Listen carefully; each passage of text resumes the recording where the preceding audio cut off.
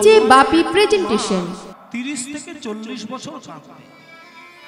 যে মায়ের সন্তান হয়ে মারা যাবে ওই মা 50 থেকে 60 বছর কাঁদবে।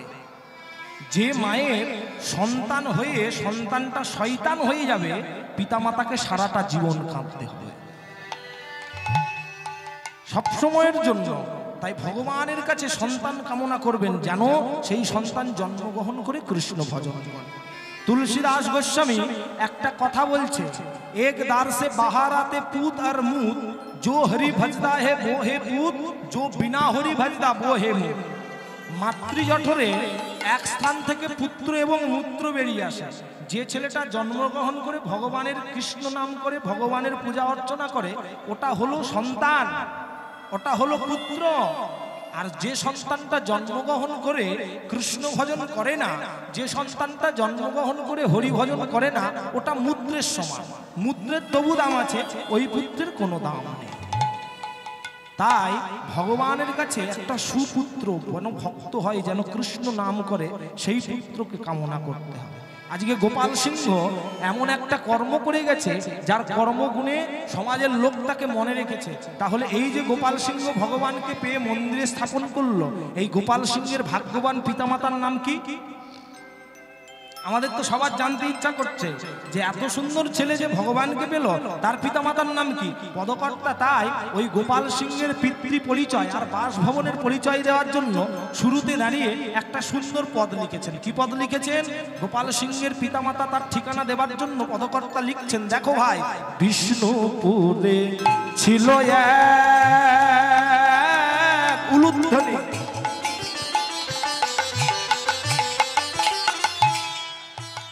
ও ভাই ক্ষত্রিয় রমণী, হরি বিষ্ণুপুরে বিষ্ণুপুরে ছিল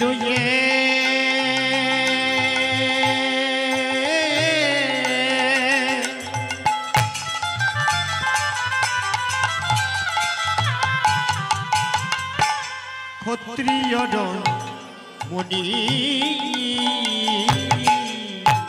দেখো দেবতী যে ভক্তি সদাই সতী শিরোমণি মনে, সে যে দেবতী যে ভক্তি সদাই সতী শিরোমণি। দেখো দেবতী যে দেবতী যে ভক্তি সদাই সতী শিরোমণি। শ্রী দেবতী যে ভক্তি সদাই সতী শিরোমণি। জানলাম কি না, বাঁকুড়া জেলায় একজন স্বামী আর একজন স্ত্রী থাকতো যারা সর্বদাই ভগবানের পূজা অর্চনা করে দিনটাকে কাটাতো। তাহলে এমন ভাগ্যবান স্বামী স্ত্রী যারা ভগবানের পূজা অর্চনা করে কাটাতো তাদের নাম কি? পদকর্তা পরের লাইনে বললেন, তাদের নাম কি জানো? শিলাবতী নামে যে তার, নামে যে তার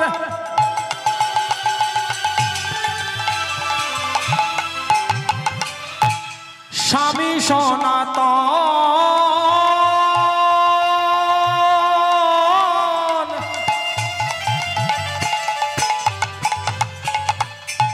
দিবানিশি পূজে তারা গোবিন্দ চরণ।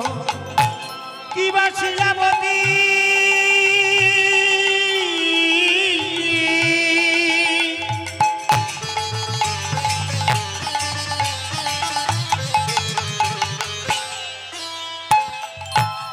নামে নামে নামে রে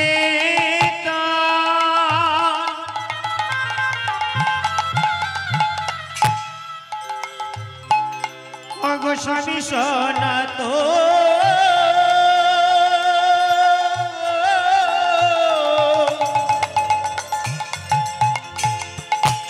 দিবানিশি পূজে তারা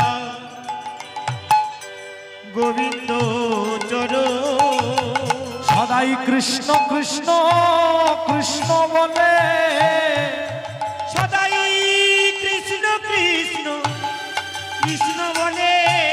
কৃষ্ণ কৃষ্ণ কৃষ্ণ বলে কৃষ্ণ কৃষ্ণ কৃষ্ণ বলে গোবিন্দ তোমার হব বলে কৃষ্ণ কৃষ্ণ কৃষ্ণ বলে গোবিন্দ তোমার হব বলে কৃষ্ণ কৃষ্ণ বলে নয়ন জলে বুক ভাষায় কৃষ্ণ কৃষ্ণ কৃষ্ণ বলে আহা নয়নের জলে বুক ভাষায় গোবিন্দ তোমার হলাম বলে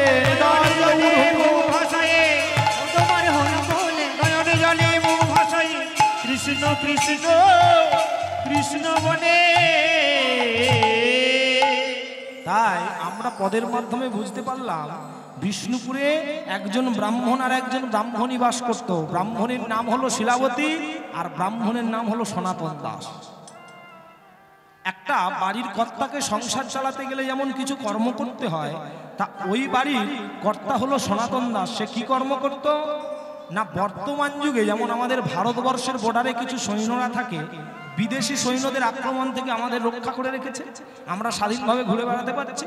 তৎকালীন সময়ে ওই সনাতন দাস কি করত, একজন পেশাই ক্ষত্রিয় যোদ্ধা ছিল। বিদেশি রাজ্যের সৈন্যদের আক্রমণ থেকে নিজের রাজ্যের সৈন্যদেরকে রক্ষা করে রাখতে।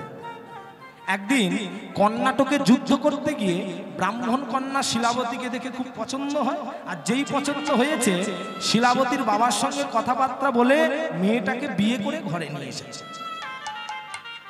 হ্যাঁ, আমি ভাবলে অবাক হয়ে যায়, আগেকার দিনে একটা ছেলের যদি একটা মেয়েকে পছন্দ হতো, মেয়ের বাবার সঙ্গে কথাবার্তা বলে মেয়েটাকে ঘরে নিয়ে আসতো।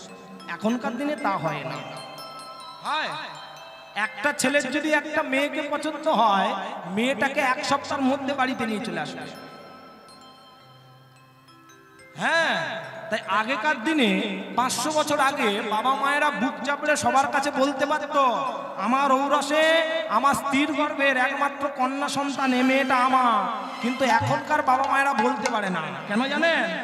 সরকার এসে বাবা মায়ের বুকের পাটাগুলো ভেঙে দিয়ে চলে গেছে। একটা মেয়ে যখন ছোট্ট জন্মাচ্ছে 5000 টাকা অ্যাকাউন্টে ঢুকিয়ে দিচ্ছে। মেয়েটা যখন ধীরে ধীরে বড় হলো, স্কুলে ভর্তি হলো, কন্যাশ্রীর টাকা। মেয়েটা আবার যখন ধীরে ধীরে বড় হলো, বিয়ের কার্ড জমা দিলেই সরকারের ঘরে রূপশ্রীর টাকা। মেয়েটা যখন বিয়ে করে স্বামীর ঘরে গেল, এখন ভাবছে স্বামীর যদি অবস্থা খারাপ হয়, যাতে সংসার টংসার চালাতে পারে, তার জন্য একটা লক্ষ্মীর ভান্ডার টাকা দিচ্ছে। আবার বলছে সংসারে কাজ করতে করতে মেয়ের শরীরটা যদি খারাপ হয়ে যায়, শরীরটা যদি ভেঙে যায়, তার চিকিৎসা তো করতে হবে। স্বামীর না যদি টাকা পয়সা ভালো থাকে, তার জন্য একটা কার্ড করে দিয়েছে, স্বাস্থ্যসাথী কার্ড। আমার একটা মনে দুঃখ আছে, কি জানেন? মেয়েদের জন্য জন্মাবার পর 5000 টাকা, কন্যাশ্রী, রূপশ্রী, স্বাস্থ্যসাথী, তাতে ক্ষতি নাই। কিন্তু আমাদের পাড়ায় যদি কোনো সরকার যায়, আমি তাকে হাত জোড়ে করে বলবো, স্যার আপনার কাছে আমার একটা আবেদন আছে। কি জানেন? আপনি মেয়েদেরকে এত কিছু দিলেন, কন্যাশ্রী, রূপশ্রী, স্বাস্থ্যসাথী, কিন্তু আমার একটা আবেদন আপনার কাছে, আমার এই বেচারা ছেলেগুলো কারো একজনের বিয়ে হয়, আপনি শুধু এদের জন্য একটা জীবন সাথী করে দেন, ওটা হলেই চলবে। না না, একজনের হয়েছে, ওই যে কাকুটার হয়েছে। কারণ না যদি বলি সমস্যা আছে, কারণ কীর্তন আসরে এসে তো অনেক আবার ছেলে পছন্দ টছন্দ করে। এখন কাকুকে যদি কারো পছন্দ লেগে যায়, কাকুর বউ তো আর কালকে গেলে ঘরে ঢুকতে দিবেনি, ওকে ঝাঁটা দিয়ে মেরে ঘর থেকে বের করবে। সাবধান ভক্তমণ্ডলী মায়েরা। আর এখন কি হয়েছে জানে? আর এখনকার দিনের ভালোবাসাটা এমন জায়গায় গিয়ে দাঁড়িয়েছে, একটা ছেলেকে যদি একটা মেয়ে ভালোবাসে আর মেয়েকে যদি একটা ছেলে ভালোবাসে, মেয়েটা যেমন এক সপ্তাহের মধ্যে ঘরে চলে আসে, আবার মেয়েদের মুখের কিন্তু এখন ব্যালেন্স নেই। ওরা দিনের বেলা বলবে আই লাভ ইউ, রাতের বেলা বলবে আই হেট ইউ, আমার তোকে পছন্দ না। হ্যাঁ, ওরে বাবা রে, কি বলবো। আর এখনকার দিনে ভালোবাসাকে আমি একটা নাম দিয়েছি, গরু খুঁজা ভালোবাসা। এই যে গ্রীষ্মকাল পড়েছে, একটা দাদু কি করেছে, তার অসংখ্য গরু আছে, একটা গরু এখন হারিয়ে গেছে।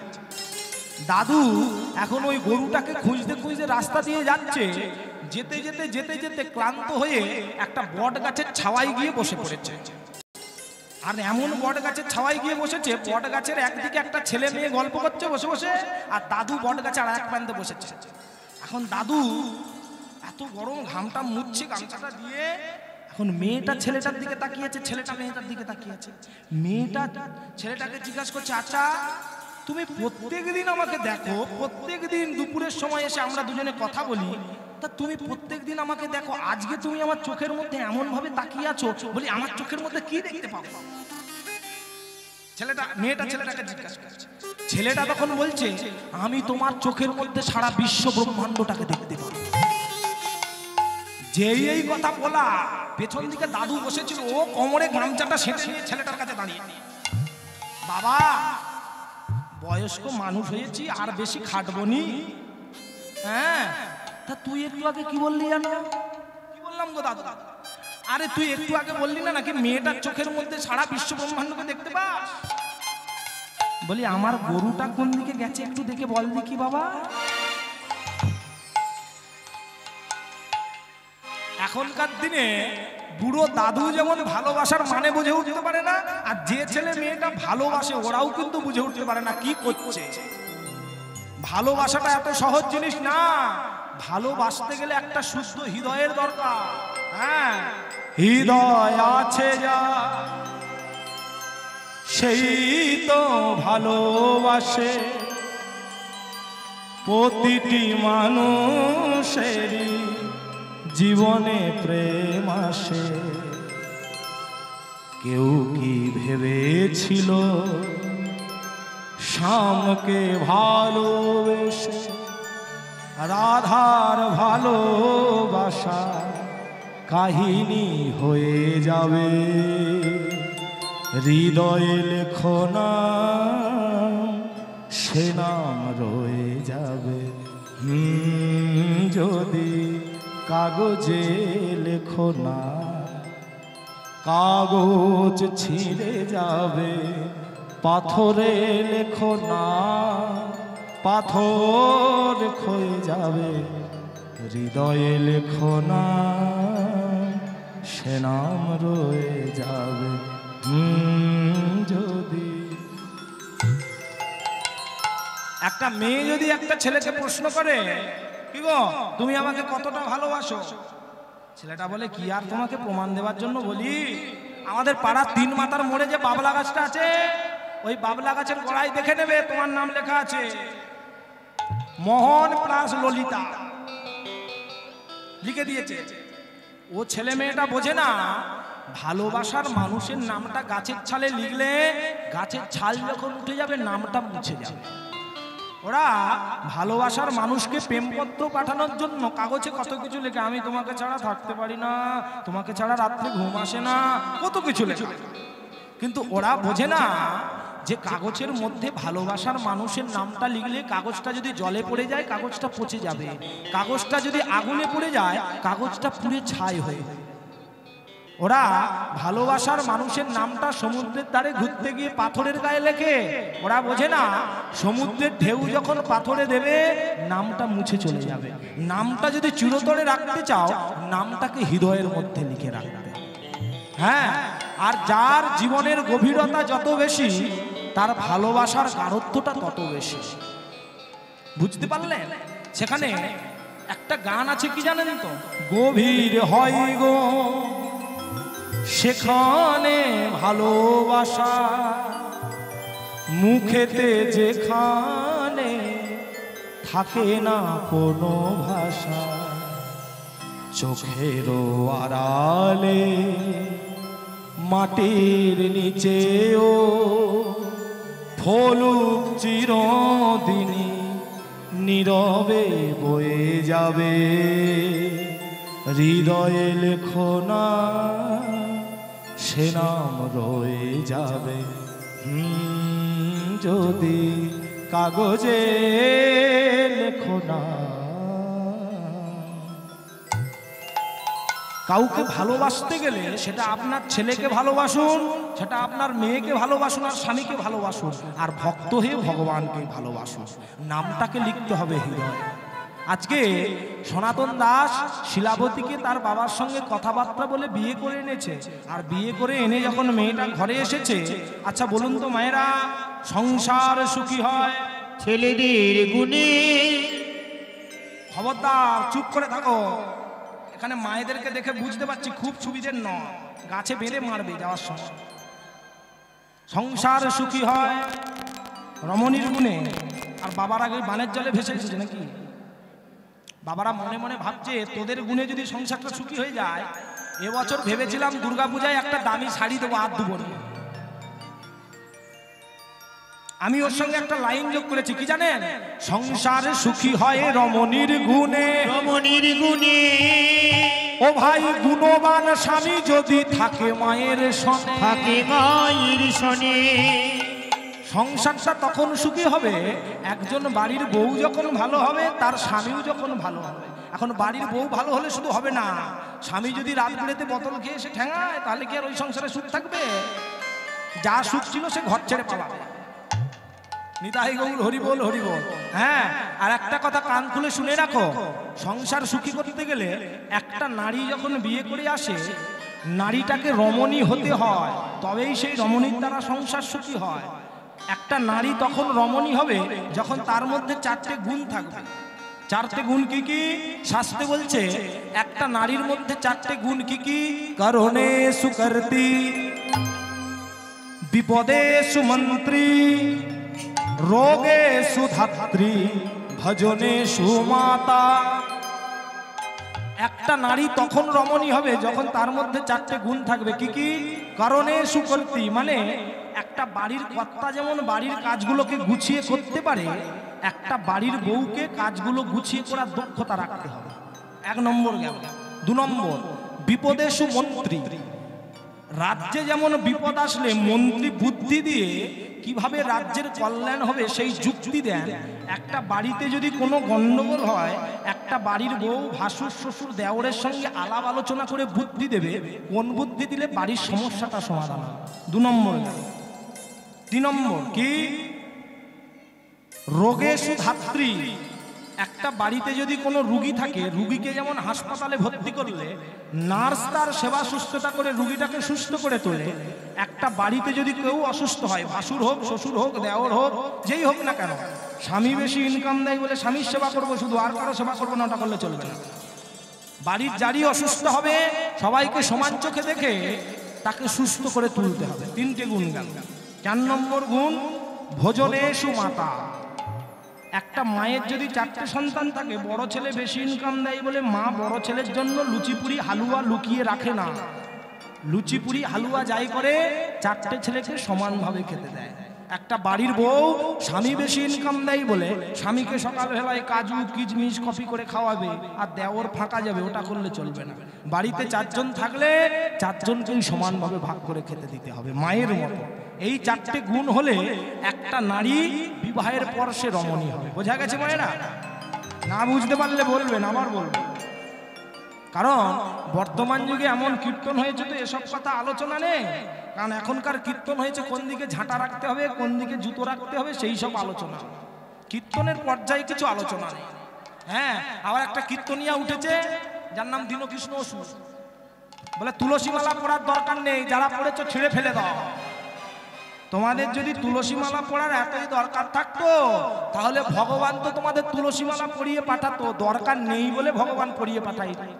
ওরে মূর্খ কথা করা, শোন, তোকে যখন ভগবান পাঠিয়েছে ভগবান তো জামা প্যান্ট পরে পাঠায়নি, তা তুই কেন জামা প্যান্ট পরে ঘুরে বেড়াচ্ছিস? জামা প্যান্ট খুলে ঘুরে বেড়া রাস্তায়। মানুষ ভগবানকে পাওয়ার জন্য শুধু তুলসী মালা কেন, ভগবানের জন্য জীবনটা পর্যন্ত দিতে পারে। সবসময়ের জন্য মানুষকে মাথায় রাখতে হবে, তর্ক দিয়ে কখনো ভগবানকে পাওয়া যায় না, ভক্তি দিয়ে তাকে পাওয়া যায়। আর শিলাবতী মা কি করে জানেন? একটা সংসার সুখী করতে গেলে প্রত্যেকটা মায়ের কর্তব্য আছে, প্রতিদিনের একটা কাজ আছে। কি কাজ? না সকালবেলা ঘুম থেকে আগে সূর্য উদয়ের আগে উঠতে হবে। মায়েরা ওঠো তো, ওঠো। আমার বিশ্বাস হয় না, কারণ আমাদের পাশের বাড়িতে একটা বৌদি আছে তো, দেখেছি তো, সে খাটেতে ঘুমাবে, বরকে বলবে ও শ্যামল কফিটা করে নিয়ে এসো, তবে মেম সাহেবা ঘুম থেকে উঠবে, নাহলে ঘুম ভাঙবে। আর প্রত্যেকটা মা সূর্য উদয়ের আগে ঘুম থেকে উঠে সকালবেলা স্বামীর চরণে প্রণাম করবে। করেন না? আপনাদের জিজ্ঞাসা, বাবাদের জিজ্ঞাসা করে, বাবা করে, প্রণাম করে? মা বলছে বলে করে না। আবার কিছু কিছু জায়গায় বলে প্রথম করতে, এখন আর করেনি। নিতাই গৌর হরি বল, হরি বল। আগে স্বামীর চরণে প্রণাম করবার পর সকালবেলা স্নানটা সেরে নেবে। শাস্ত্রে, মায়েরা ভালো করে শুনে নাও, শাস্ত্রে 4 ধরনের স্নানের কথা বলছে। ভোর 3টে থেকে সকাল 6টা পর্যন্ত যে স্নান, ওটা হলো ঋষি স্নান, ওই সময় ঋষিমুনি স্নান করে। সকাল 6টা থেকে বিকেল সকাল 9টা পর্যন্ত যে স্নান, ওটা হলো দেবতা স্নান, ওই সময় দেবতারা স্নান করে। আর সকাল 9টা থেকে সকাল 12টা পর্যন্ত যে স্নান, ওটা হলো নর স্নান, মানুষেরা স্নান করে। আর 12টা থেকে বিকেল 3টে পর্যন্ত যে স্নান, ওটা হলো আসুরিক স্নান, ওই সময় অসুররা স্নান করে। এখন যে সকল মায়েরা ঘরের কাজ করতে করতে বিকেল 4টার সময় গিয়ে স্নান করো, তোমরা ভেবে নাও কি স্নান করো, আমি আর বেশি খুলে বলবো না। এক জায়গায় বলেও ফেঁসে গিয়েছিলাম, হ্যাঁ এক জায়গায় বলে ফেঁসে গিয়েছিলাম, বুঝলেন? এখন বলে দিয়েছি, সকাল 12টা থেকে বিকেল 3টে পর্যন্ত যারা স্নান করে তারা অসুরিক স্নান করে। কীর্তনের শেষে কমিটির ছেলেরা আমাকে ঘিরে ধরেছে রাস্তায়, দাদা কি বললেন? কি বললাম মানে? আপনি বললেন যে দুপুর 12টা থেকে বিকেল 3টে পর্যন্ত যারা স্নান করে তারা অসুর। আমি বলি সে কি? আমি তো ওটা বলতে চাইনি, আপনিই তো বললেন। আমি বলি না, শাস্ত্রে বলছে দুপুর 12টা থেকে বিকেল 3টে পর্যন্ত যারা স্নান করে সেটা আসুরিক স্নান। ওরা তখন আমাকে কি বলছে জানেন? মনে রাখবেন দাদা, এই অসুরগুলোই কিন্তু আপনাকে কীর্তন করতে ডেকেছে। কাদের নিয়ে যুদ্ধ করব? যাদের নিয়ে যুদ্ধ করব দেখছি তাদের তরবারিটাই ভাঙা। নিতাই গৌর হরি বল, হরি বল। এখন শিলাবতী মা প্রত্যেক দিন শয্যা ত্যাগ করে স্বামীর চরণে প্রণাম দিয়ে ভগবানের ঘরে ভগবানের থালাটা নিয়ে গিয়ে ভগবানের কাছে বসে গলায় কাপড়টা দিয়ে, হ্যাঁ গলায় কাপড়টা দিয়ে ভোগের থালাটা রেখে ভগবানের কাছে বলে, প্রভু আমি তো কাঙালিনী, আমি তো তোমার ভজন পূজনের কিছু জানি না। প্রত্যেক দিন পুরীর মন্দিরে 56 ব্যঞ্জন দিয়ে তোমার সেবা হয়, তাই আমি যেটা পেয়েছি তোমার কাছে এই শাকন্য দিয়েছি, প্রভু তুমি এটা গ্রহণ করো। এই বলে শিলাবতী মা ভগবানের কাছে ভোগের থালাটা দিয়ে ভগবানের কাছে বসে বসে গুনগুন করে গান করে। কি গাই জানেন? তোমার চরণ ছাড়া আর কিছু নয় কামনে। উলুধ্বনি। প্রভু তোমার চরণ ছাড়া আর কিছু নাহি কামনীয়। প্রভু তোমার চরণ ছাড়া আর কিছু নহে কামনে। প্রভু তোমার চরণ ছাড়া আর কিছু নাহি কামনীয়। আমি যত দূরে চলে যাই তুমি নিজ হাতে কাছে টেনে নিও। আর কিছু নাহি। তাই গৌর হরি বল, হরি বল, হরি বল। প্রভু তোমার চরণ ছাড়া আর কিছু নাহি কামনীয়। ওগো বাহিরে মজিলে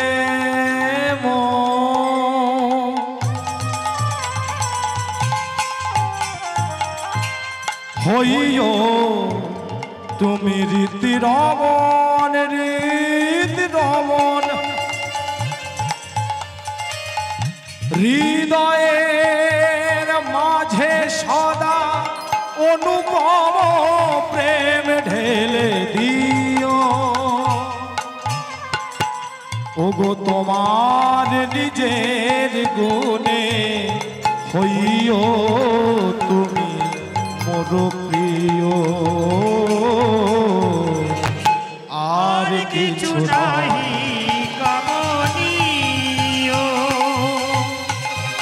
প্রভু তোমার চরণ ছাড়া আর কিছু নাহি কামনীয়। প্রভু আর কিছু নাহি কামনীয়। দয়াময়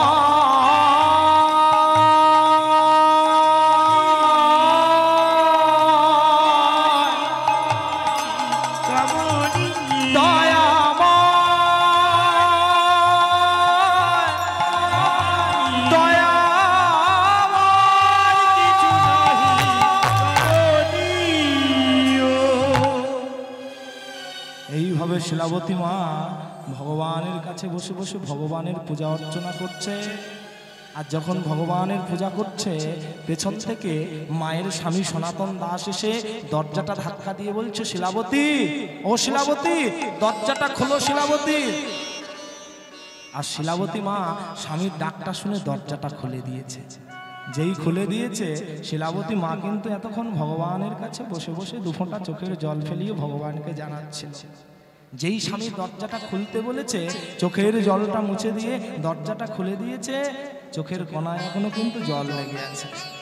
শিলাবতীকে দেখে বলছে, শিলাবতী, তুমি ভগবানের কাছে কাঁদছিলে শিলাবতী? না না না স্বামী, আমি তো কই কাঁদিনি। তুমি আমার কাছে লুকালে কি হবে?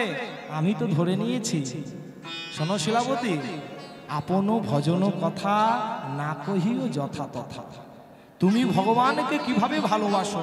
তুমি ভগবানকে নিজের সন্তান জ্ঞানে ভালোবাসো, তুমি ভগবানকে নিজের বন্ধু জ্ঞানে ভালোবাসো, তুমি ভগবানকে নিজের স্বামী জ্ঞানে ভালোবাসো, ওটা কারো কাছে বলতে যাবো না। আর যদি তুমি সবার কাছে বলো, ওই কথাটা নিয়ে তোমাকে সবাই হাসি ঠাট্টা করবে। হ্যাঁ, কিছুদিন আগে আমি ইউটিউবে একটা কীর্তন দেখছিলাম। যদিও আমি সেরকম ইউটিউবে কীর্তন শুনি না, তা একজন কীর্তনিয়া বলছিল যে তোমরা গোপালকে নিজের সন্তানের মতো ভালোবাসো, তার নিজের সন্তানকে খাবার খাওয়াও, নিজের সন্তানকে খাবার খাইয়ে নিজের সন্তান পায়খানা করবে বলে তার জন্য আলাদা করে একটা টয়লেট বানিয়েছো। তা গোপালকে নিজের সন্তান বলে ভালোবাসো, গোপালকে প্রতিদিন লাড্ডু খাওয়াও, মিছরি খাওয়াও, অন্ন খাওয়াও, গোপালের জন্য আলাদা করে একটা বাথরুম করেছো তো? তোমার ছেলেকে রাত্রেবেলা যখন ঘুম পাড়াও, ছেলেকে হাগিস পরিয়ে ঘুম পাড়াও, যাতে না ছেলে বিছানার মধ্যে প্রস্রাব করে দেয়। তা গোপালকে রাতের বেলা যখন ঘুম পাড়াও, তাকে হাগিস পরিয়ে ঘুম পাড়াও তো?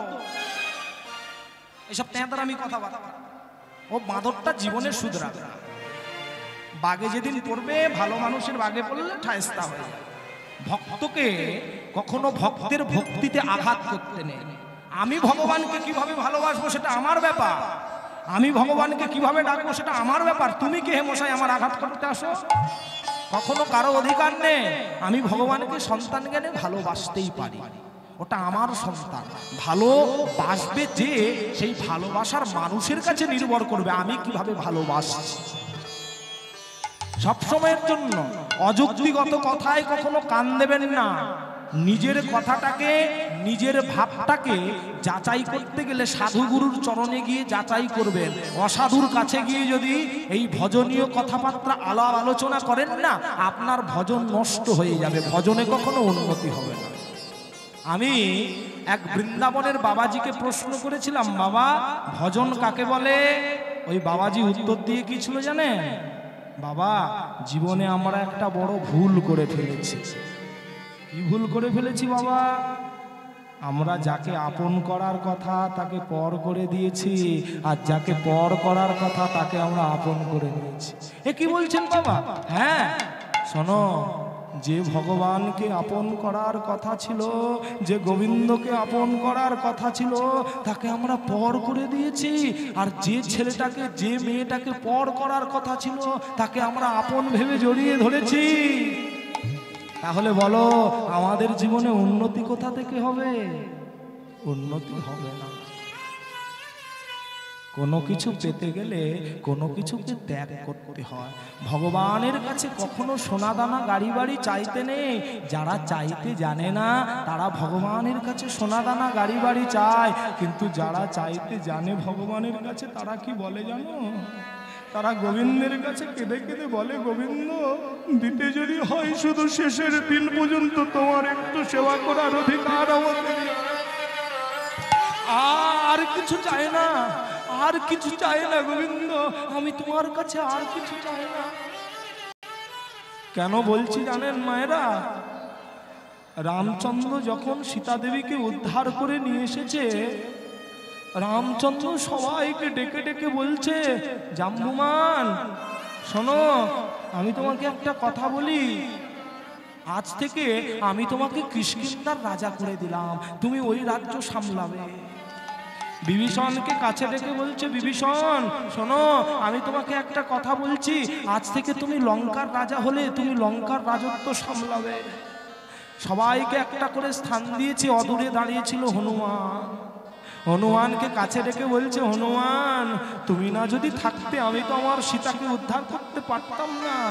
শোনো হনুমান, আজকে আমার ইচ্ছা মতো সবাইকে একটা করে জায়গা দিয়েছি, আজকে আমি তোমার ইচ্ছা মতো আমি তোমাকে একটা জায়গা দেব, বলো তুমি কি চাও।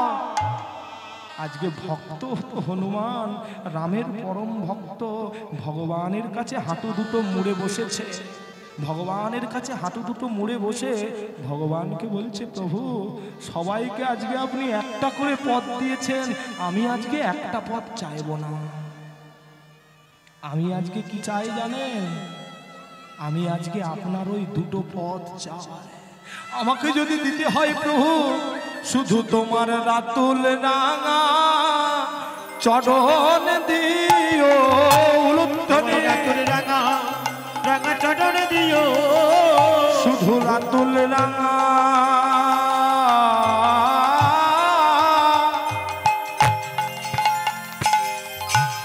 চরণ দিও,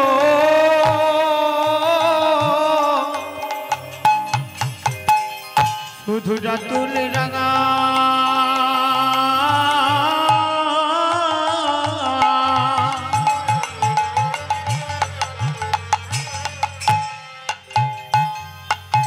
রাঙা চরণ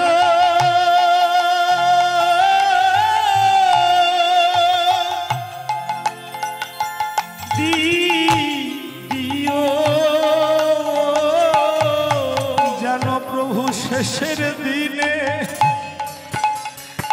একটু হৃদয়ে ধরতে পারি, ধরতে পারি।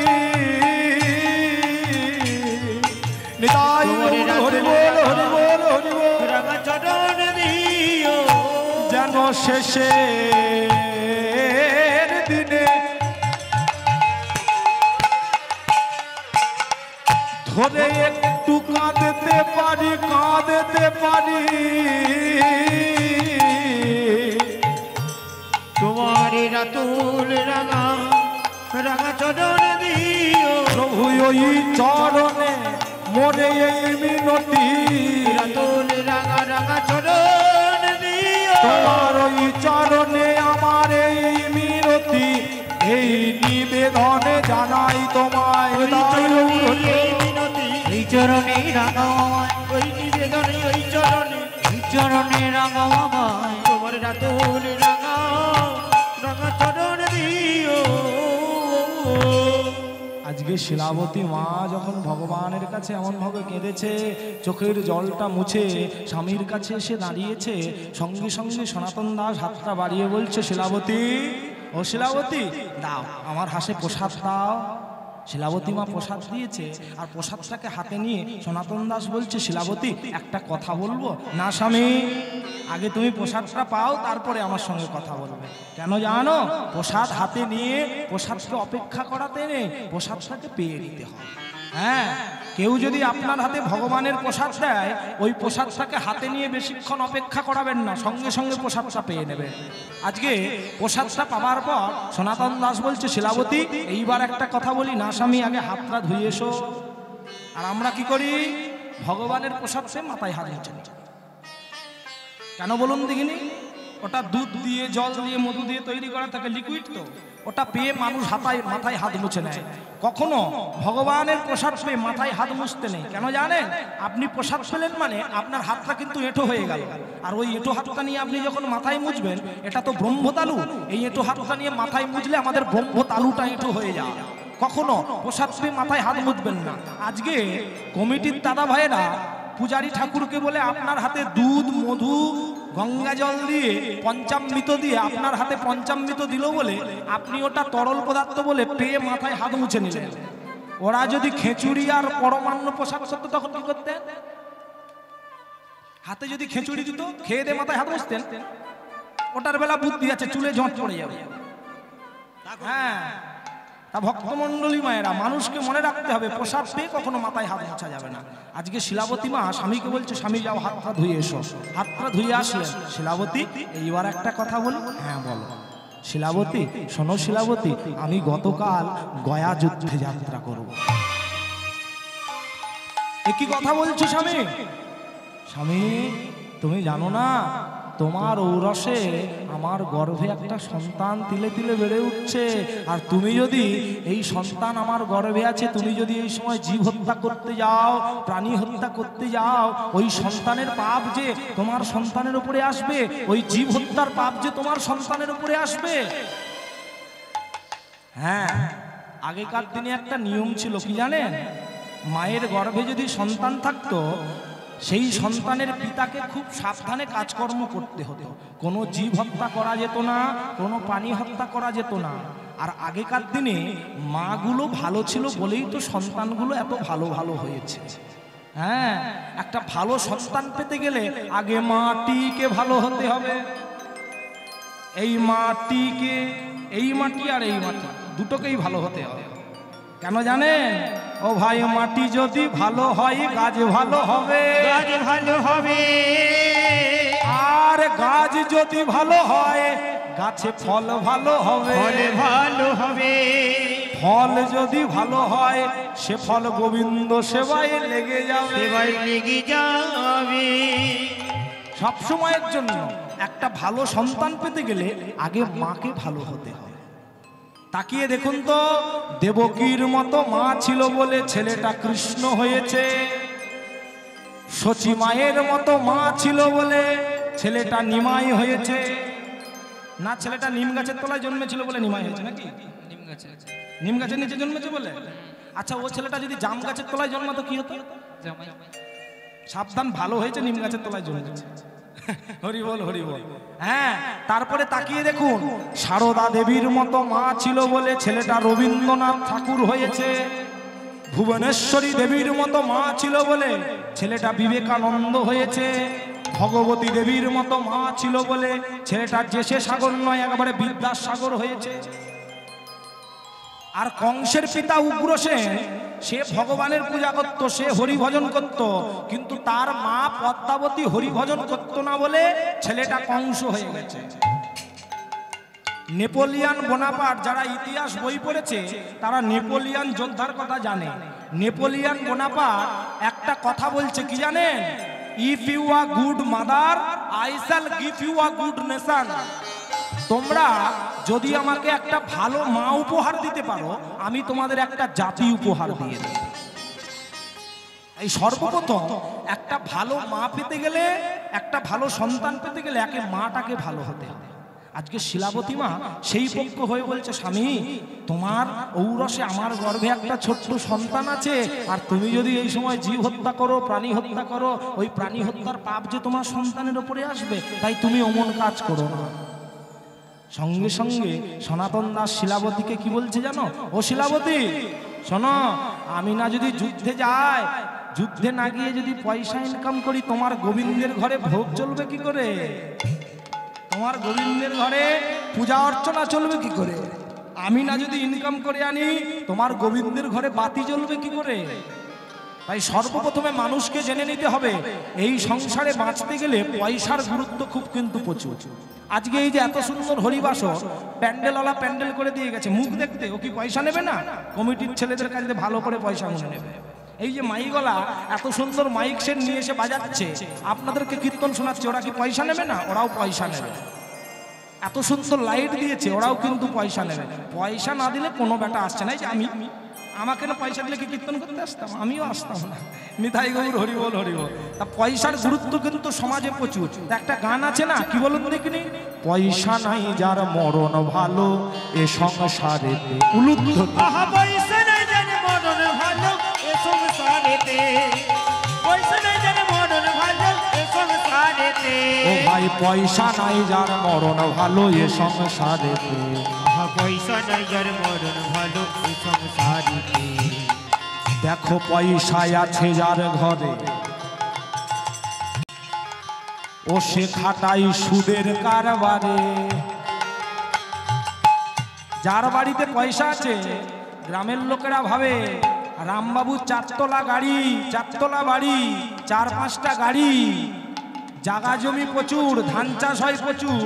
রামবাবুর বউ বোধহয় প্রতিদিন ইলিশ মাছের মাথা রান্না করে রামবাবুকে খেতে দেয়। কখনোর জন্যও না। যাদের বেশি টাকা পয়সা ওরা কি করে জানেন? 1 টাকা কিভাবে 4 টাকা হবে সেই চিন্তা করে মাথায় সবসময়। আর ওরা কিন্তু ভালো মন্দ খায় না। ওরা কি করে? পয়সায় আছে যার ঘরে খাটাই সুদের কারবারে, লঙ্কা পোড়ায় ভুঁড়ি বাড়ায় জগৎ মাঝারে। লঙ্কা পোড়ায় ভুঁড়ি বাড়ায় জগৎ মাঝারে, লঙ্কা পোড়ায় ভুঁড়ি বাড়ায় জগৎ মাঝারে। পয়সার জোরে মানুষ মেরে, পয়সার জোরে মানুষ মেরে, আবার পয়সার জোরে মানুষ মেরে, পয়সার জোরে মানুষ মেরে খালাস পাই আদালতে। পয়সা নাই যার মরণ ভালো এ সংসারেতে, পয়সা নাই যার মরণ ভালো এ সংসারেতে।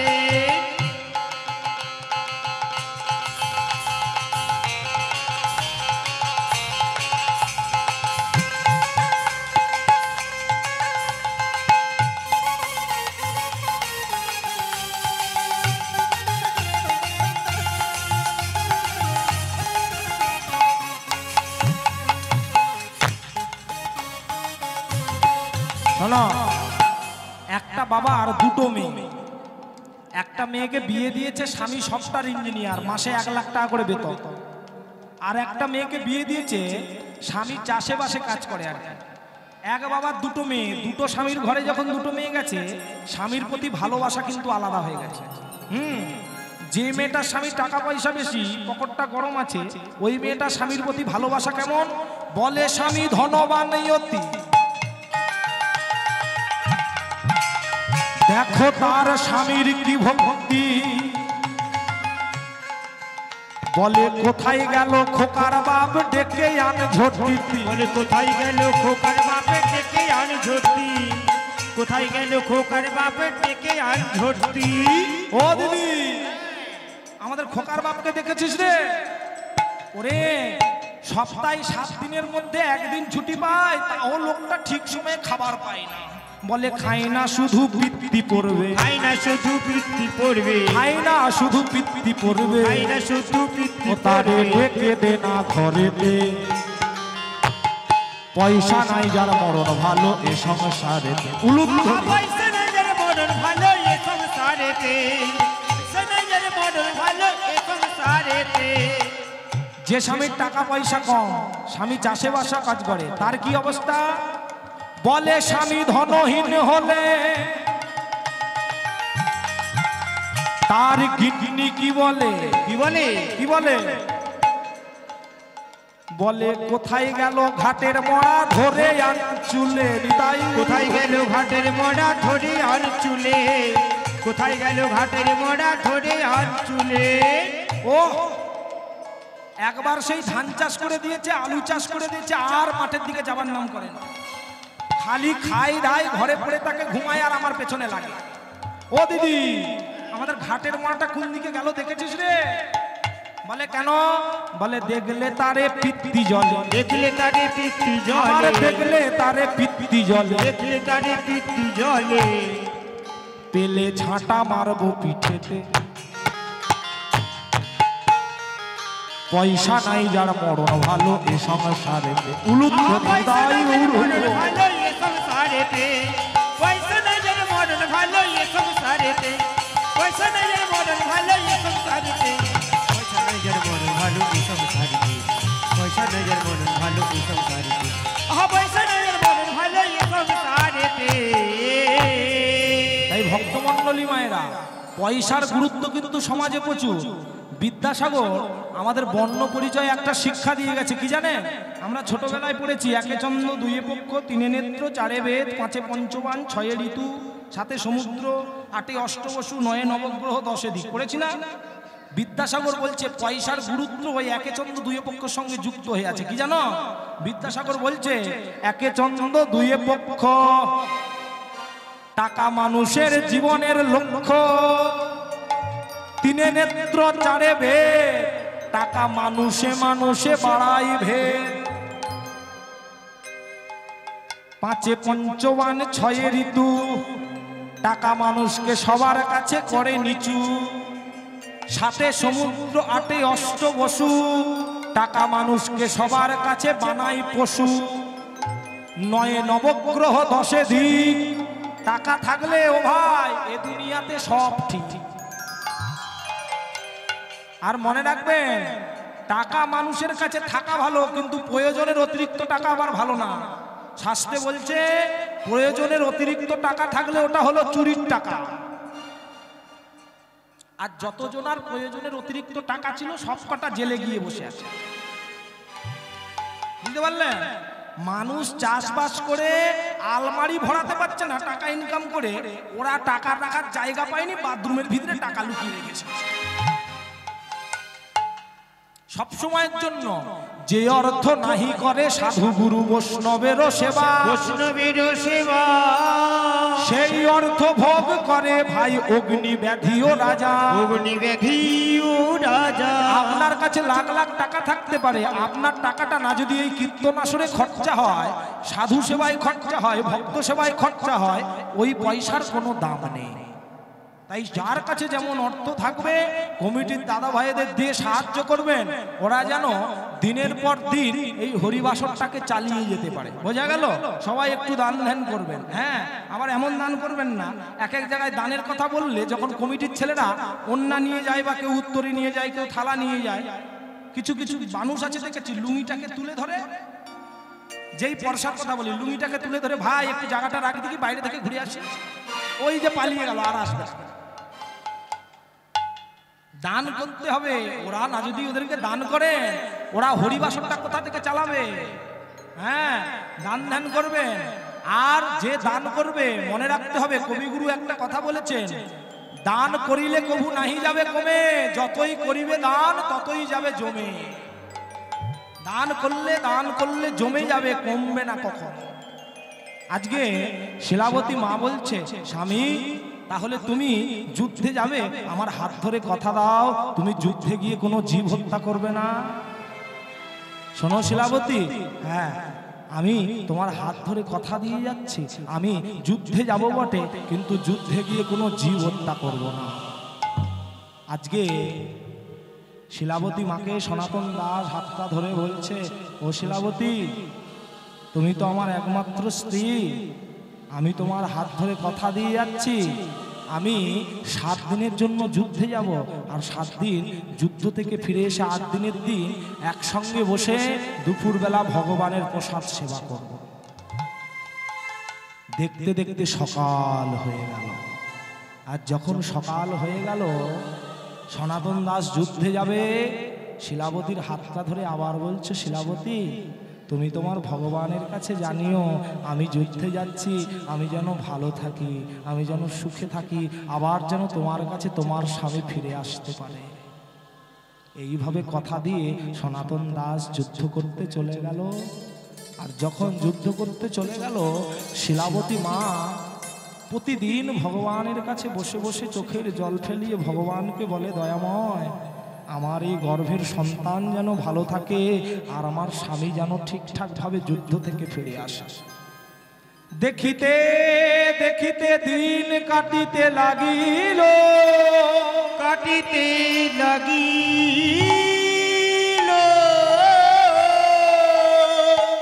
একদিন 2 দিন করি 7 দিন অতিবাহিত হইল, অতিবাহিত হইল।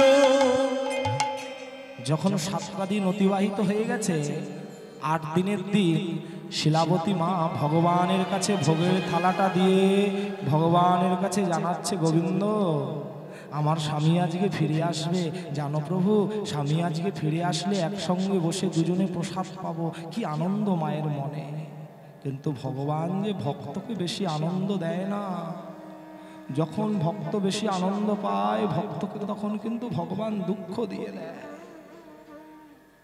যে ভক্ত ভগবানকে বেশি ভালোবেসেছে সে কিন্তু বেশি কষ্ট সহ্য করেছে, আর যে না কষ্ট সহ্য করতে পারবে সে জীবনে বড় হতে পারবে না।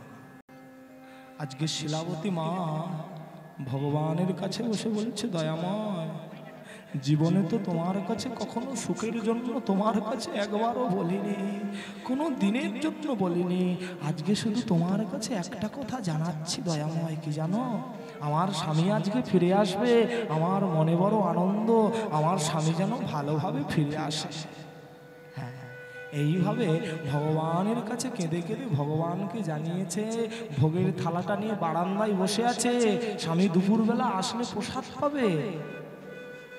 কি হলো জানেন, দুপুর গড়িয়ে সন্ধে হয়ে গেল, তবু সনাতন দাস ফিরে এলো না। দেখতে দেখতে যখন সন্ধে হয়ে গেল, শিলাবতী মা সন্ধ্যা প্রদীপটা নিয়ে তুলসী তলায় আরতি করতে যাবে, আর হঠাৎ করে মায়ের হাত থেকে প্রদীপটা মাটিতে পড়ে গেল। যেই মাটিতে পড়ে গেল, শিলাবতী মা মনে মনে ভাবছে, এ কি দয়াময়, আমার স্বামী ভালো আছে তো, আমার স্বামী সুখে আছে তো, আমার স্বামী ঠিকঠাক ভাবে ফিরে আসবে তো।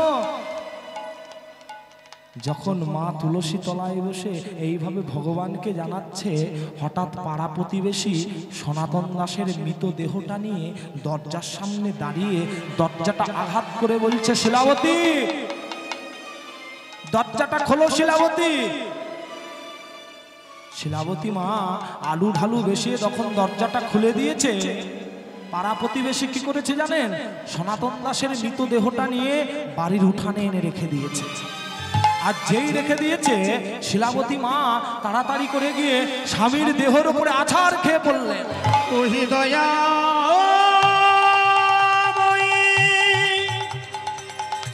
ওহে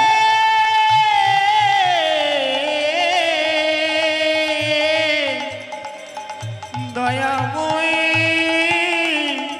ওহে দয়াময়, ওহে দয়াময়, ওহে দয়াময়। এ কি করলে প্রভু? দয়াময়, আমি তো তোমার কাছে কোনোদিনও বলিনি, তুমি আমার শীতের সিঁদুর কেড়ে নিলে প্রভু, এ কি করলে তুমি?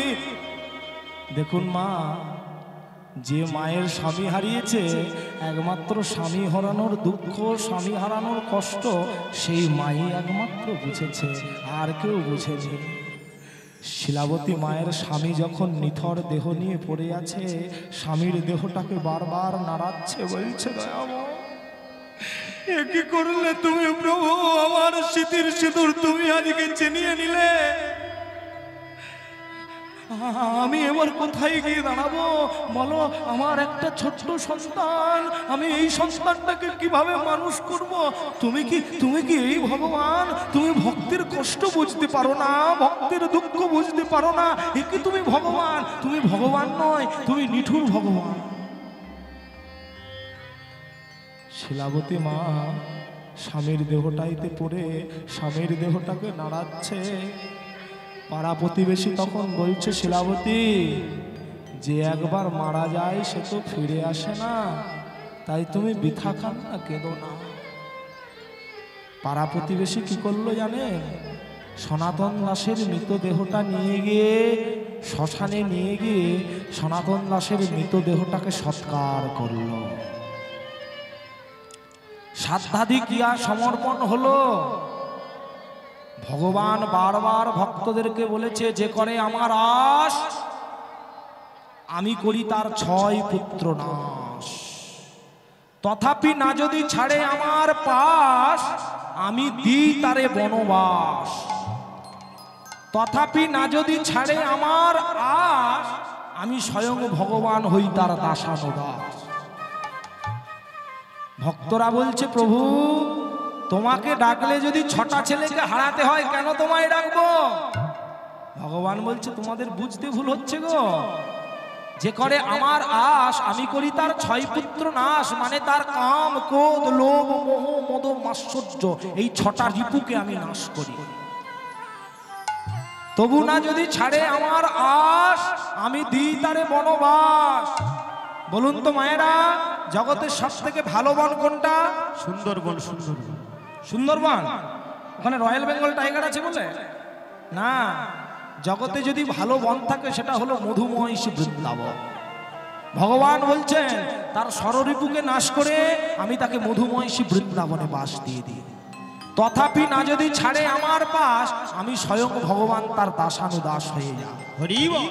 তাই ভক্তমণ্ডলী মায়েরা, ভগবান ভক্তকে আঘাত করে কেন জানেন? সোনা দোকানি যেমন সোনা কিনতে গেলে আপনার কাছ থেকে সোনা যদি পুরনো সোনা দেন, সোনাটাকে ভালো করে আগুনে পুড়িয়ে নেয়, কতটা খাদ আছে খাদটাকে বাদ দিয়ে খাঁটি সোনাটাকে গ্রহণ করে। তেমনি ভগবান ভক্তকে আঘাত করে তার মূল কারণ হলো ভক্তের মধ্যে কামনা বাসনা রূপী যে খাদগুলো আছে সেই খাদগুলোকে পরিষ্কার করে ভক্তকে খাঁটি সোনাকে পরিণত করে তবেই ভগবান তাকে নিজের কাছে টেনে নেয়। আর ভগবান যে আঘাত করে এই আঘাতটার জন্য কবিগুরু রবীন্দ্রনাথ ঠাকুর বলছে ভক্তকে ভগবান সব সময় আঘাত করে কেন জানেন? তিনি তার গানের মাধ্যমে প্রকাশ করছে ভগবান আমাদের কখন আঘাত করেন। ভগবান আমাদের কখন আঘাত করে জানেন? যখন থাকি অচেতনে এ চিত্র আঘাত সে যে পরশ তব সেই তো পুরস্কার। যখন থাকি অচেতনে এ চিত্র আঘাত সে যে পরশ তব সেই তো পুরস্কার। অন্ধকারের মোহে লাজে চোখে তোমায় দেখি না যে। ভগবান বলছে সে কি আমাকে দেখবার জন্য এত সুন্দর লাইট দিয়েছে, এত সুন্দর ক্যামেরা দেয়া আছে, আকাশে চাঁদ দেয়া আছে, তোমরা আমাকে দেখতে পাচ্ছ না? ভক্তরা বলছে প্রভু তোমাকে যে দেখবো তুমি আকাশে চাঁদ দিয়েছো বটে, ওই চাঁদের কাছে যদি এক রাশি কালো মেঘ এসে জমা হয়ে যায় তাহলে কি তোমাকে দেখা যাবে? অন্ধকার হয়ে যাবে, তোমাকে তো দেখা যাবে না। তাই ভগবান ভক্তকে বলছে আমি কি করব? কবিগুরু লিখছে প্রভু যখন ওই কালো মেঘ জমে যাবে তুমি তখন কি করবে জানো? বজ্রে তোলো আগুন করে আমার যত কালো নিঠুর হে নিঠুর হে এই করেছো ভালো, এই করেছো ভালো নিঠুর হে। তাই গৌর হরি বল হরি বল। এই করেছো ভালো, এই করেছো ভালো নিঠুর হে নিঠুর হে এই করেছো ভালো। এমনি করে হৃদয়ে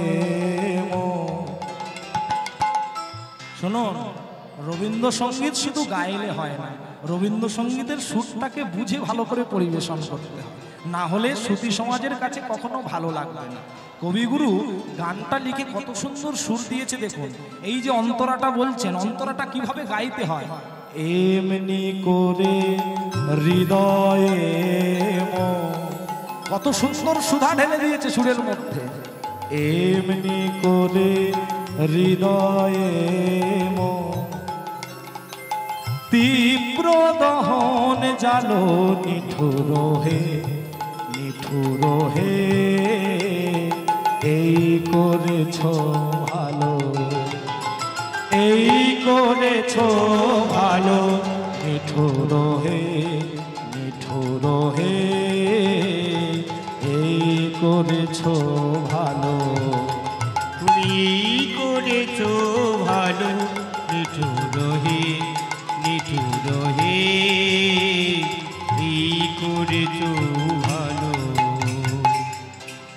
ভগবান ভক্তকে কখন আঘাত করে? যখন ভক্ত অচেতন থাকবে, ভক্ত যখন ঘুমিয়ে থাকবে। তাহলে কি আমরা সবসময় ঘুমিয়ে আছি? এই তো আমরা জেগে কীর্তন শুনতে এসেছি।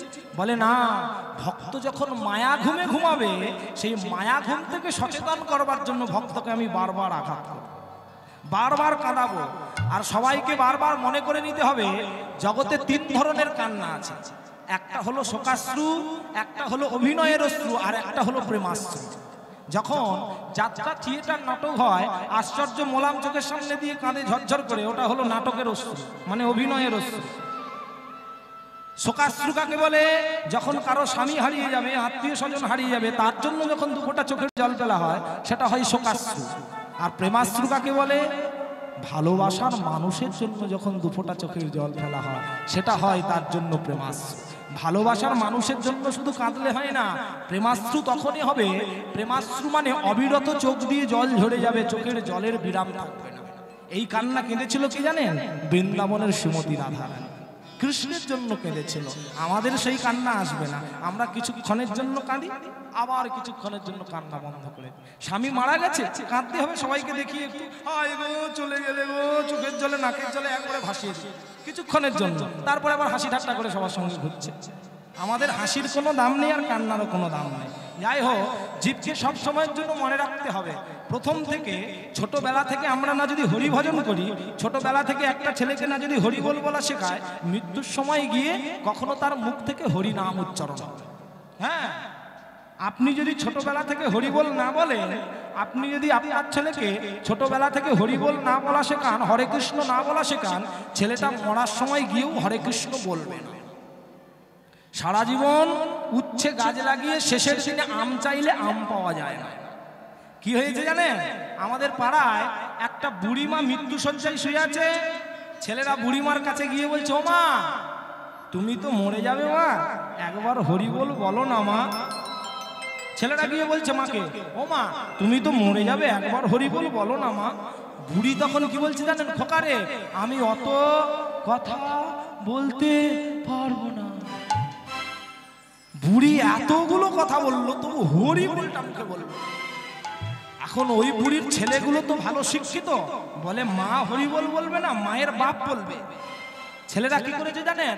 পাশের পাড়ায় একটা ছেলের নাম ছিল হরি, ও বেটাকে ডেকে এনেছে, মায়ের সামনে এনে দাঁড় করিয়েছে। মাকে ছেলেটাকে দাঁড় করিয়ে বলছে, ও মা, ছেলেটাকে চিনতে পারছো? বুড়ি মা ভালো করে দেখছে, বলে খোকা, লাইটটা খুব কম হয়ে গেছে। সে কি গো মা, 2টো মেটেল দিয়েছে তাও দেখতে পাচ্ছ না? ছেলেরা কি করছে? আরো একটা লাইট দিয়ে জ্বালিয়েছে। ও মা, এবার দেখতে পাচ্ছ? ওই বুড়ি মা ভালো করে চোখ দিয়ে দেখে ছেলেদেরকে বলছে, ও বাবা, খোকারে, এ তো আমার সেই পাশের পাড়ায় পদার বেটা, তবু হরি বল বলবে না। এত খচ্চর বুড়ি কেন বলুন তো? সারা জীবন হরি বল না বললে মৃত্যুর সময় গিয়ে কখনো হরি নাম উচ্চারণ হয়। তাই ছোটবেলা থেকে হরি বল বলা শেখাতে হবে। হ্যাঁ, ছোটবেলা থেকে না যদি হরি ভজন করেন, ছোটবেলা থেকে আপনি দেখবেন একটা কাদার ডালাকে যেই রকম রূপ দিবেন, ওই কাদার ডালা কিন্তু সেই রকম রূপ হবে। কাদাটা কিন্তু পেকে গেলে আর হবে না। তাই ছোট বয়স থেকে ছেলে মেয়েদের হরি নাম শোনাতে হবে, আর হরি বল বলাতে হবে, তবে ছেলেরা বড় হয়ে হরি বল বলবে। এখন শিলাবতী মায়ের স্বামী মারা গেছে, মায়ের স্বামী মারা যাবার পর সন্তানটা কিন্তু গর্ভে আছে। আপনারা যেমন আজকে কীর্তন শুনতে এসেছেন, শিলাবতী মাও ঠিক আপনাদের মতো কীর্তন শুনতে এসেছে।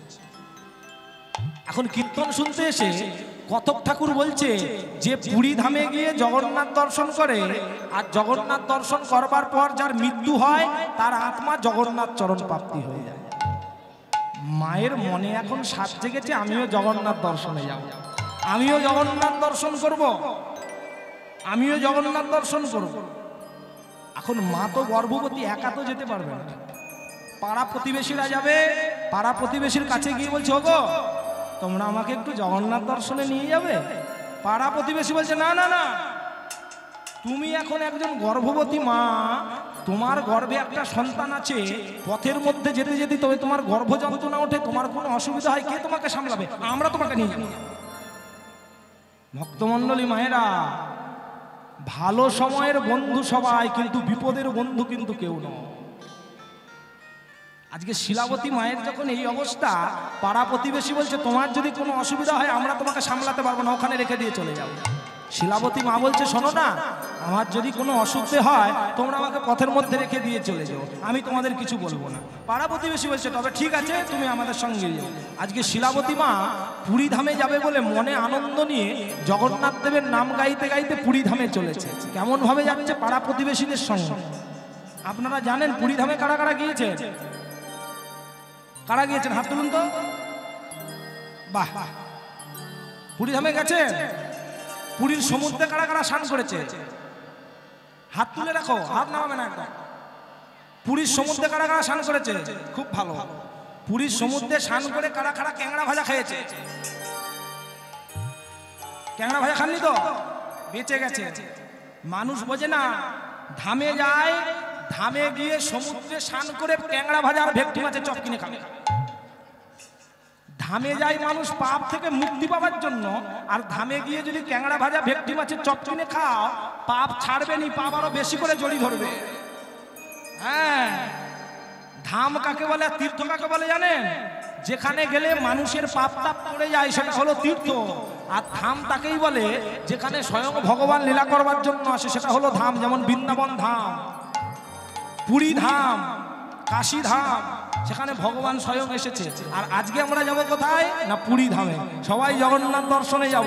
আর পুরী ধামে গেলে তো বাংলা ভজন চলে না, ওখানে উড়িয়া ভজন আস্বাদন করতে করতে সবাই মিলে আমরা জগন্নাথ দেবের নাম গাইতে গাইতে পুরী ধামে যাব। কেমন ভাবে?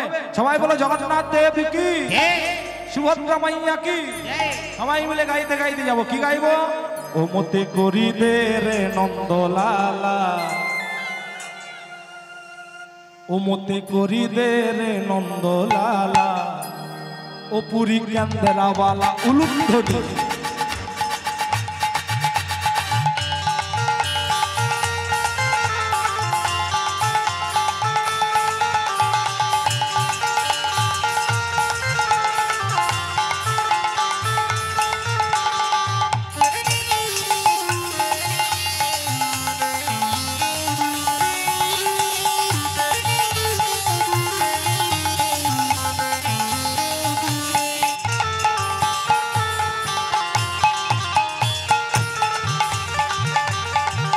ওরে করি রে নন্দলালা, ওতে করি রে নন্দলালা, পুরী কেন্দ্রবালা।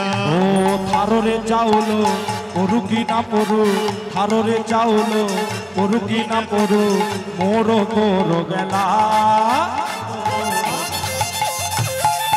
মোর অধরে কণ্ঠরে ভিতরে বাহিরে তো নাথিলে হেলা। ও মতে করি রে তাই গৌর হরিব, পুরী কেন্দ্রবালা, করি রে নন্দলালা, পুরী কেন্দ্রবালা। তাই গৌর বিমানন্দে হরি হরি হরিব।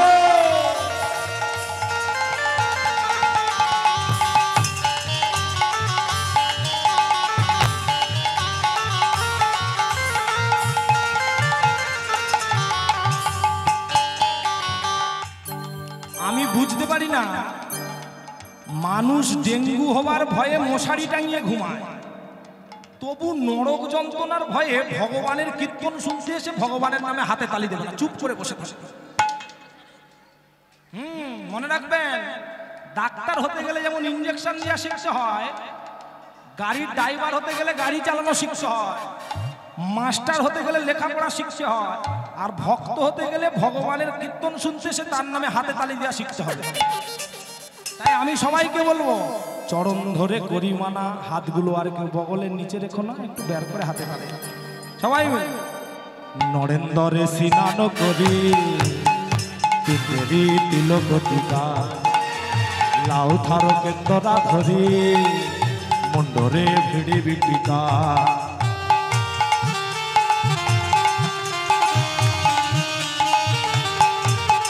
নরেন্দ্রে স্নান করি, তিতেরি তিলকটিকা, লাউ থার কেন্দরা ধরি, মুন্ডরে ভিড়ি বিটিকা। ও সারদা বাণীর সিংহ দুয়ার তো, সারদা বাণীর জালিবি পক্ষেই ঝোলা মোর অধরে অধরে ভিতরে বাহিরে তো না দিলে না করি রে রে নন্দলালা পুরী কেন্দ্রা বলা করি রে রে নন্দলালা পুরী কেন্দ্রা বলা মতে করি দে রে নন্দলালা পুরী কেন্দ্রা বলা তাই নন্দলালা পুরী কেন্দ্রা বলা পুরী কেন্দ্রা বলা পুরী কেন্দ্রা বলা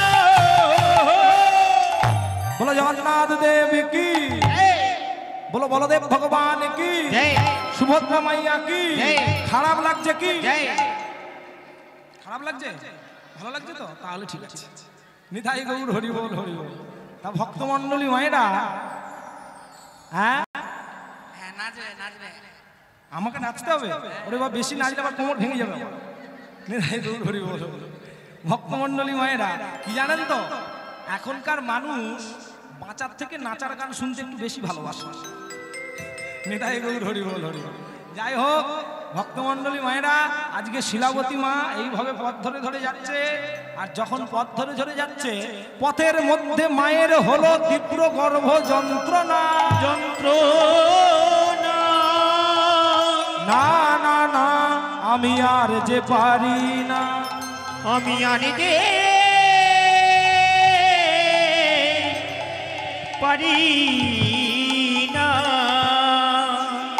শিলাবতী মা ভক্তদের সঙ্গে এমন কীর্তন করতে করতে যখন পথ দিয়ে যাচ্ছিল হঠাৎ মায়ের গর্ভযন্ত্রণা উঠেছে আর যখন গর্ভযন্ত্রণা উঠেছে পাড়া প্রতিবেশী বলছে ও ভাই আর দেরি নয় চলো এবার পালিয়ে চল চল চল শিলাবতী মাকে পথের মধ্যে রেখে দিয়ে সবাই চলে গেল জগন্নাথ দর্শন আর শিলাবতী মা ওই পথের মধ্যে পড়ে গর্ভযন্ত্রণা সহ্য করে একটা ছোট্ট ফুটফুটে সন্তান প্রসব করেছে ছোট্ট একটা সন্তান প্রসব করেছে এখন প্রত্যেকটা মা দেখবেন 10 মাস 10 দিন গর্ভযন্ত্রণা সহ্য করে যখন একটা সন্তান প্রসব করে সন্তানের মুখের দিকে যখন তাকায় মা তখন তার সকল দুঃখ কষ্ট ভুলে যায় কিন্তু শিলাবতী মায়ের ক্ষেত্রে ঠিক হলো উল্টো কি জানেন মা সন্তানটাকে প্রসব করেছে আর প্রসব করে হাতে সন্তানটাকে নিয়ে বলছে তোর জন্যই আমার জগন্নাথ চরণে পড়লো বাধা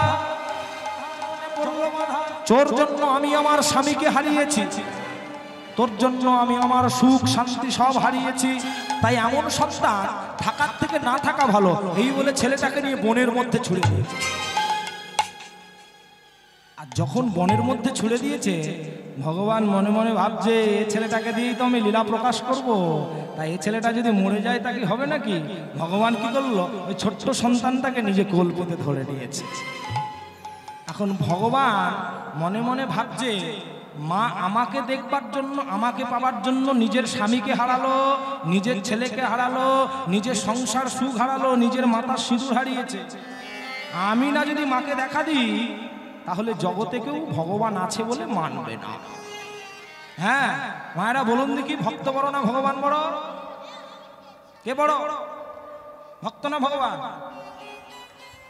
এক জায়গায় বলেছিলাম ভক্ত বড় না ভগবান বড় একটা দাদু বলে আমি বড় আমি বলি কেন বললে বলে আমি তো ভগবানের ভক্ত তুমি বললে না ভগবানের ভক্ত বড় হ্যাঁ তা ভগবানের ভক্ত যে বড় তার প্রমাণ কি দেখুন কাশী ধামেতে একটা মিটিং বসেছে মিটিং পণ্ডিতদের মিটিং সেখানে প্রসঙ্গ উঠেছে ভক্ত বড় না ভগবান একটা পণ্ডিত এখন বলছে জগতে সব থেকে যদি কেউ বড় হয় তিনি হলেন অনন্তনাথ অনন্তদেব অনন্তদেব কেন বড় সারা বিশ্ব ব্রহ্মাণ্ডটাকে তিনি সর্ষে দানার মতো নিজের মাথায় ধরে রেখেছেন তাই জগন্নাথ তার সব থেকে বড় হলেন অনন্তদেব বড় আর এক পণ্ডিত বলছে ভাই অনন্তদেব কেন বড় হতে যাবে জগতে সেই বড় যে অনন্তদেবকে কণ্ঠে ধারণ করে আছে গলাইকে সাপ পড়ে আছে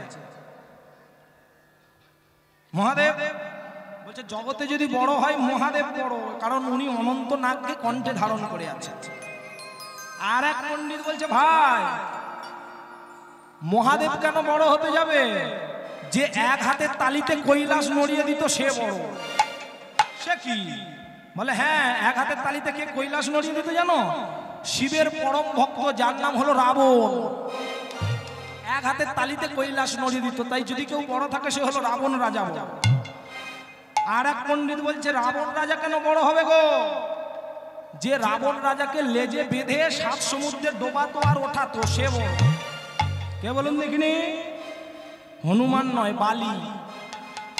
বালি ডোবা তো আর ওঠা তো বলে বালি বড়। আর এক ভক্ত বলছে বালি কি করে বড় হবে গো?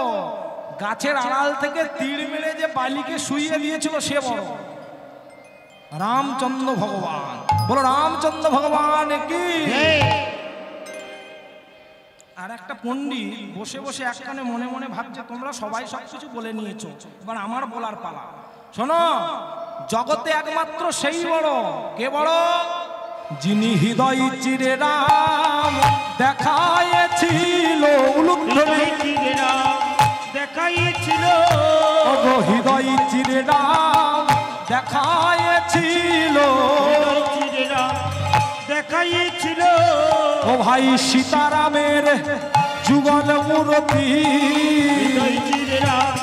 দেখাইছিল ও সীতারামের যুগল মূর্তি, তাই ভক্তগণ হরি বল। সীতারামের যুগল মূর্তি, ভক্তগণ হরি বল। সীতারামের যুগল মূর্তি, হরি বল। হৃদয় চিরে দেখাইছিল। তাহলে কে বড় হলো, ভক্ত না ভগবান? রামচন্দ্র বলছে শোনো, আমি লঙ্কায় যাওয়ার জন্য আমার জন্য সেতু বাঁধতে হয়েছিল, কিন্তু আমার ভক্তের এত ক্ষমতা, সে এক লাফ দিয়ে লঙ্কায় চলে যেত। হনুমান সব থেকে বড়, তাই হনুমান হলো রামচন্দ্রের ভক্ত। জগতে সবসময়ের জন্য ভক্ত বড়। এখন শিলাবতী মা ভগবানের ভক্ত, ভগবানের চিন্তা পড়ে গেছে আমি না যদি এবার মাকে দেখা দিই তাহলে জগতে কেউ ভগবান আছে বলে মানবে না। তাই স্বয়ং ওই পুরী ধামের জগন্নাথ তিনি ভক্তকে দেখা দেবেন বলে, ভক্তকে কৃপা করবেন বলে কি করলো জানেন? পুরীর জগন্নাথ স্বয়ং একটা গো বালকের বেশ ধারণ করে মাকে জগন্নাথ দর্শন করাবে বলে মায়ের সামনে এসে দাঁড়িয়েছে। স্বয়ং জগন্নাথ দেব মায়ের সামনে এসে দাঁড়িয়েছে, আর মাকে এসে বলছে ও মা, মা গো, মা তুমি কোথায় যাচ্ছিলে গো? আমি জগন্নাথ দর্শনে যাচ্ছিলাম। তা তুমি এই সময় পড়ে যাচ্ছ পথের মধ্যে, আমি জগন্নাথ দর্শনে যাচ্ছি, তুমি আমার সঙ্গে যাবে নাকি? হ্যাঁ বাবা, তুই আমাকে নিয়ে যাবি? আরে নিয়ে যাবো না মানে, আমি তো তোমাকে নিয়ে যাবো বলেই এসেছি। তা চলো মা, আজকে তোমাকে আমি জগন্নাথ দর্শনে নিয়ে যাবো। ওই ছোট্ট গো বালক ছেলেটা কি করলো জানেন? মায়ের হাতটা ধরে আজকে পুরী ধামে নিয়ে যাচ্ছে। কাজী নজরুল ইসলাম একটা কথা বলেছে, রথযাত্রা মহারণ্য লোকা ধুমধাম, ভক্তের আলু টায়ে পথে করিছে প্রণাম। রথ ভাবে আমি দেব, পদ ভাবে আমি, মূর্তি ভাবে আমি দেব, হাসেন অন্তর্যামী। রথযাত্রার সময় রথ ভাবে আমি ঠাকুর, পদ ভাবে আমি দেবতা, আর জয়ং যে ভগন্নাথ তিনি ভাবছেন আমিও ভগবান। তা আজকে মা ওই ছোট্ট ছেলেটার সঙ্গে রথ দেখতে যাচ্ছে, আর পুরী ধামে যখন দাঁড়িয়েছে ছেলেটা বলছে ও মা, ওই যে রথের মধ্যে যিনি বসে আছেন উনি হলেন জগন্নাথ দেব, আর ওই যে উনি হলেন সুভদ্রা দেবী, উনি হলেন বলদেব ভগবান। মাকে দর্শন করাচ্ছে। মা এখন কি করেছে? রথ দেখতে দেখতে ছোট্ট ছেলেটার হাতটা ছেড়ে দিয়েছে। ছেলেটার হাতটা তো ধরেছিল, হ্যাঁ হাতটা ছেড়ে দিয়েছে। আর যখন মা হাত ছেড়ে দিয়েছে তখন মা বলছে খোকা কোথায় গেলি রে? এখন ভগবানকে পেয়ে যদি কেউ ছেড়ে দেয়, ভগবান কি থাকে নাকি? ভগবান রথে গিয়ে বসে পড়েছে, পদকর্তা পদ লিখছে। কি লিখছে? ছিল মায়ের হাত ধরে সেই তো গেল রথের, ছিল মায়ের হাত ধরে সেই তো গেল রথের পরে। ছিল মায়ের হাত ধরে সেই তো গেল রথের, ছিল মায়ের হাত ধরে সেই তো গেল রথের পরে। আর তখন দেখিতে না পায়, মাঝে আর তখন দেখিতে না পায়, ও ভাই আর তখন দেখিতে না পায়, মাঝে আর তখন দেখিতে না পায়। সবাই মিলে বলে উঠলো, কি বললো? জয় জগন্নাথ নাম হলো, জগন্নাথ নাম হলো, জয় জগন্নাথ নাম হলো, জগন্নাথ নাম হলো, জগন্নাথ অঙ্গে মিশে গেল, জয় জগন্নাথ নাম হলো, রঙ্গে মিশে গেল, জয় জগন্নাথ নাম হলো, জগন্নাথ অঙ্গে মিশে গেল, ভক্তগণ হরি বল, নাথের রঙ্গে মিশে গেল, ভক্তগণ হরি বল, নাথের রঙ্গে মিশে গেল, জয় জগন্নাথ নাম হলো, জয় জগন্নাথ নাম হলো, জয় জগন্নাথ নাম হলো। এখন মা জগন্নাথ দর্শন করে মায়ের জগন্নাথ চরণ প্রাপ্তি হয়ে গেল, ওখানে মায়ের মৃত্যু হয়ে গেল। এখন যে ছেলেটাকে বনের মধ্যে ছুঁড়ে দিয়েছে, ছেলেটা তো বনে পড়ে আছে। এখন বলুন দেখিনি মায়েরা, ছেলে জন্মাবার পর ছেলের মুখে একটা জিনিস দেয়া হয়, কি দেয় গো? নিম পাতার রস, নিম পাতার রস। কি দেয়? মধু দেয়। কেন? মিষ্টি মিষ্টি কথা বলবে, তাই? এখন আমার যে মায়েরা ছেলের মুখে মধু দিয়েছিল এখন বুঝতে পারছে ছেলেরা কেমন মিষ্টি মিষ্টি কথা বলছে। এখনকার ডাক্তারবাবুরা বলে দিচ্ছে খবরদার মধু দেবে না, কারণ মধু দিলে ছেলেদের ঠোঁটে নাকি এখন ঘা হচ্ছে। কেন জানো? ছেলে এখন ভেজাল মধু খাচ্ছে। মধু কোম্পানির লোকেরা বোতলে লিখে দিয়েছে 99% খাঁটি, 1% ভেজাল। আর ভেজাল মধু ছেলের মুখে দিলে ও ছেলে ভেজাল মধুকে বাবা মাকে দেখাবে জাদু। আর ডাক্তারবাবুরা বলছে মধু দেওয়ার দরকার নেই। কি করবে? বাজার থেকে একটা বোতল কিনে আনবে, মাইপোষের বোতল, আর ওই বোতল এনে ছেলের মুখে দিয়ে দেবে। ও ছেলেটা যে ছোটবেলা থেকে বোতল খাওয়া অভ্যাস করলো, বড় হয়ে আর অভ্যাস ছাড়তে পারে। হ্যাঁ, ছোটবেলা থেকে বাবা মা বোতলের অভ্যাস ধরিয়েছে, ছেলে বড় হয়ে আর অভ্যাস ছাড়তে পারে না। আগে খেত ছোট বোতল, এখন খাচ্ছে বড় বড় বোতল। আর আগে যে বোতল খেলে ছেলে নেশা হতো না, এখন ছেলে এমন বোতল খাচ্ছে সে বোতল খেয়ে নেশা হচ্ছে আর বাবা মাকে ধরে এসে মারছে। সাবধান, ছেলে মেয়েকে মধু দিতে হবে, তবে খাঁটি মধু। ভগবান মনে মনে ভাবছে ছেলেটা জন্মেছে, ছেলের মুখে তো মধু দিতে হবে। তাই ভগবান কি করলো জানেন? মধু চক্র বৃক্ষ ডালে সৃজন করিলা, সৃজন করিলা, ফোঁটা ফোঁটা মধু শিশুর গালেতে ঝরিলা, গালেতে ঝরিলা। এখন ভগবান যোগমায়াকে আশ্রয় করে গাছের মধ্যে মধু তাক সৃজন করেছে, আর ওখান থেকে মধু ঝরে ঝরে পড়েছে। এখন মধুর কথা বলতে গিয়ে আমার একটা গল্প মনে পড়ে গেছে, বলবো? যদি আপনারা বলেন বলবো, না হলে বলবো না। বলবো? এখন কি হয়েছে জানেন? সুন্দরবনে একটা মধুওয়ালা মধু বিক্রি করতে বেরিয়েছে, মাথায় করে ভান নিয়ে, ও ভাই ভালো মধু আছে গো। এখন যখন মধু বিক্রি করতে বেরিয়েছে, মধুওয়ালার ভাঁড়ে মাত্র মধু বিক্রি করে আর 100 গ্রাম মধু পড়ে আছে। 100 গ্রাম মধু, বেশি নেই। দুটো ইংরেজ সাহেব এখন রাস্তা দিয়ে হেঁটে হেঁটে যাচ্ছে। মধুওয়ালাকে দেখে বলছে, what is this? This is a honey. ইংরেজ সাহেব জিজ্ঞাসা করছে মধুওয়ালাকে, হোয়াট ইজ দিস? ইংরেজ সাহেবদের কথা ইংরেজিতে বলে। এখন মধুওয়ালা তো অত ইংরেজি জানে না, ও ইংরেজি বাংলা পাইল করে বলছে, স্যার হোয়াট ইজ এ খানি খানি, দিস ইজ এ হানি। ইংরেজি বাংলা পাইল করে বলছে। এখন ইংরেজ সাহেবরা বলছে, তোমার মধুটা কি একটু টেস্ট করা যাবে?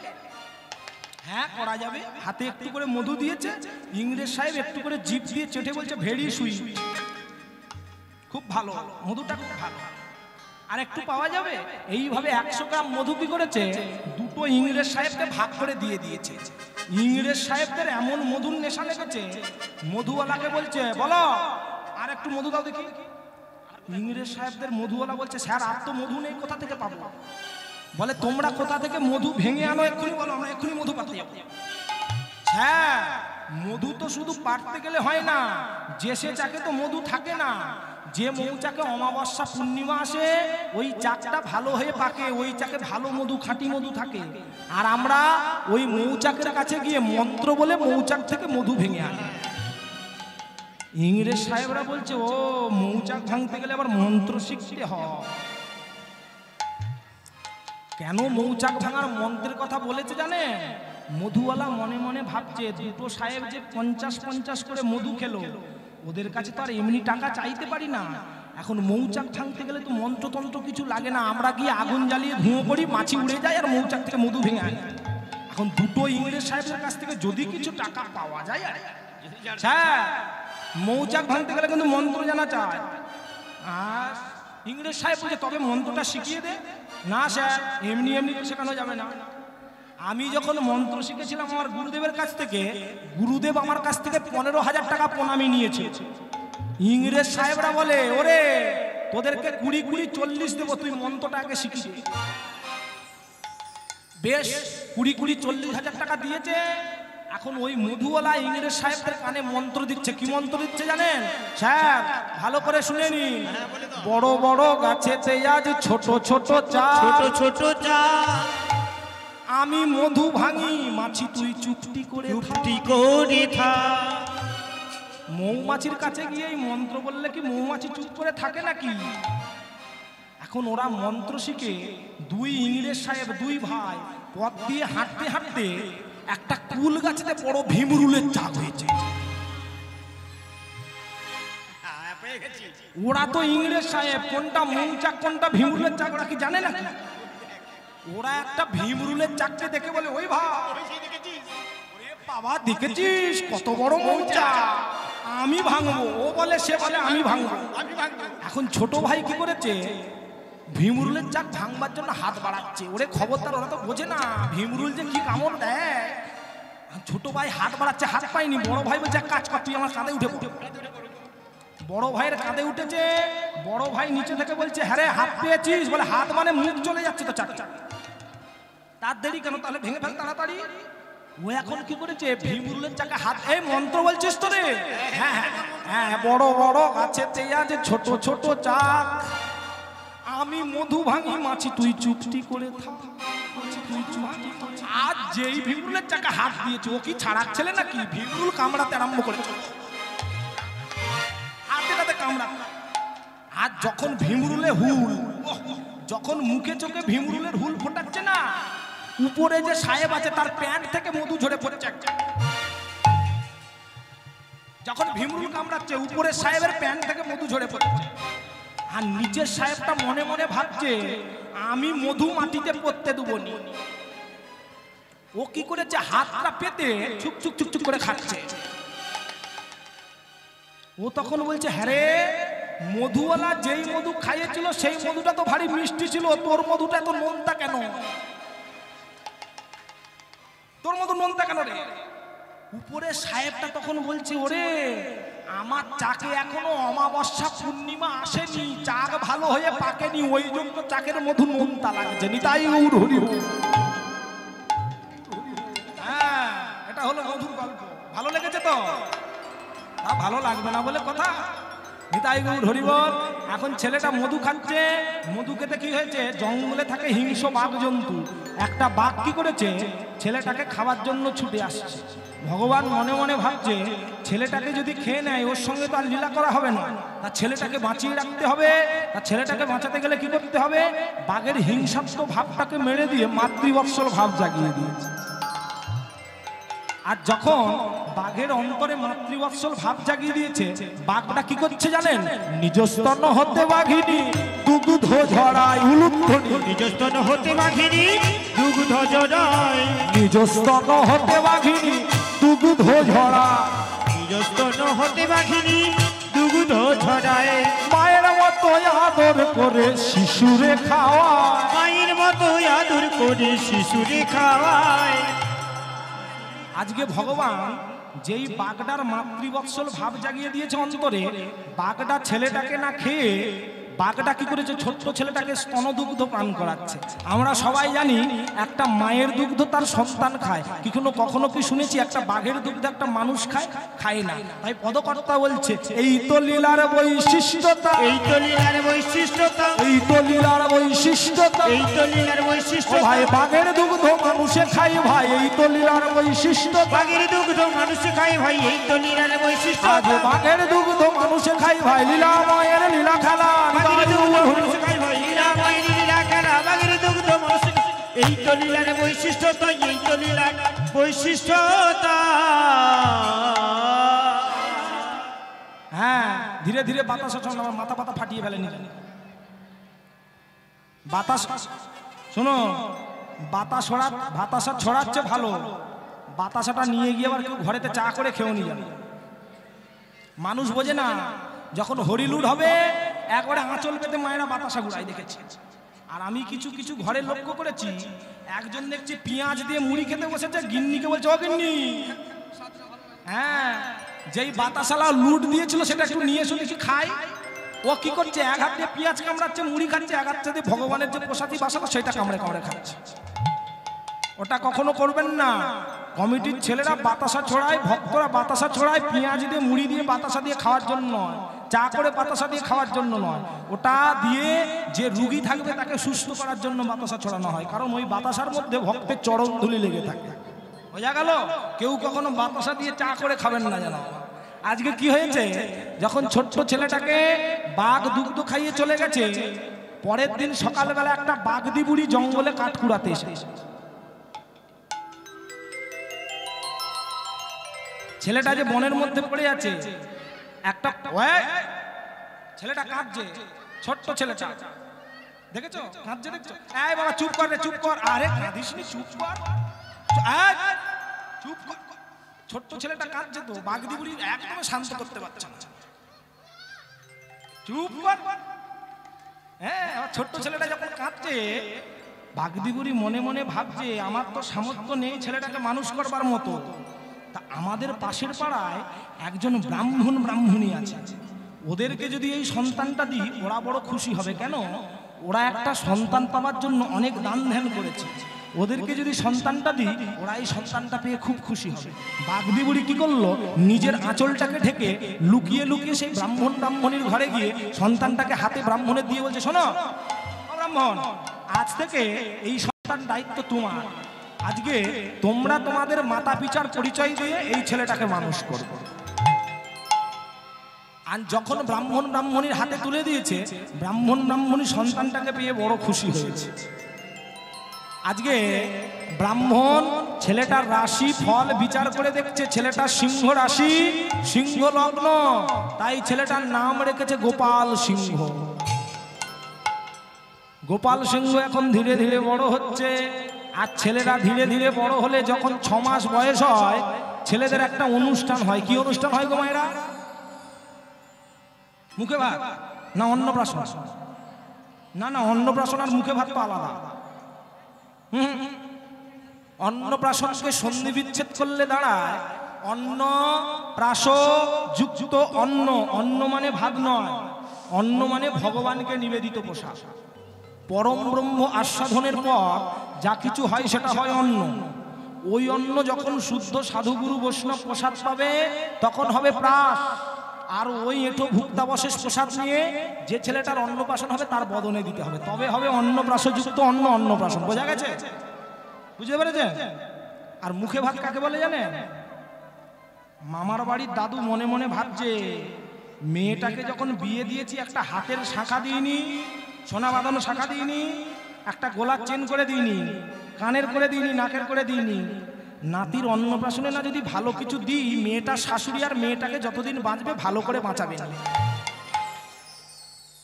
মেয়ের বাবা কি করেছে, একবারে 10 ভরি সোনার চেন গড়িয়ে এনেছে নাতির অন্নপ্রাশনে। মেয়ে বলছে, ও বাবা, যে জিনিসটা নাতির জন্য এনেছো নাতির গলায় পরিয়ে দিয়ে ভাতের থালায় যে বড় রুই মাছের মাথাটা আছে নাতির মুখে ঠেসে ধরো। বলে কেন?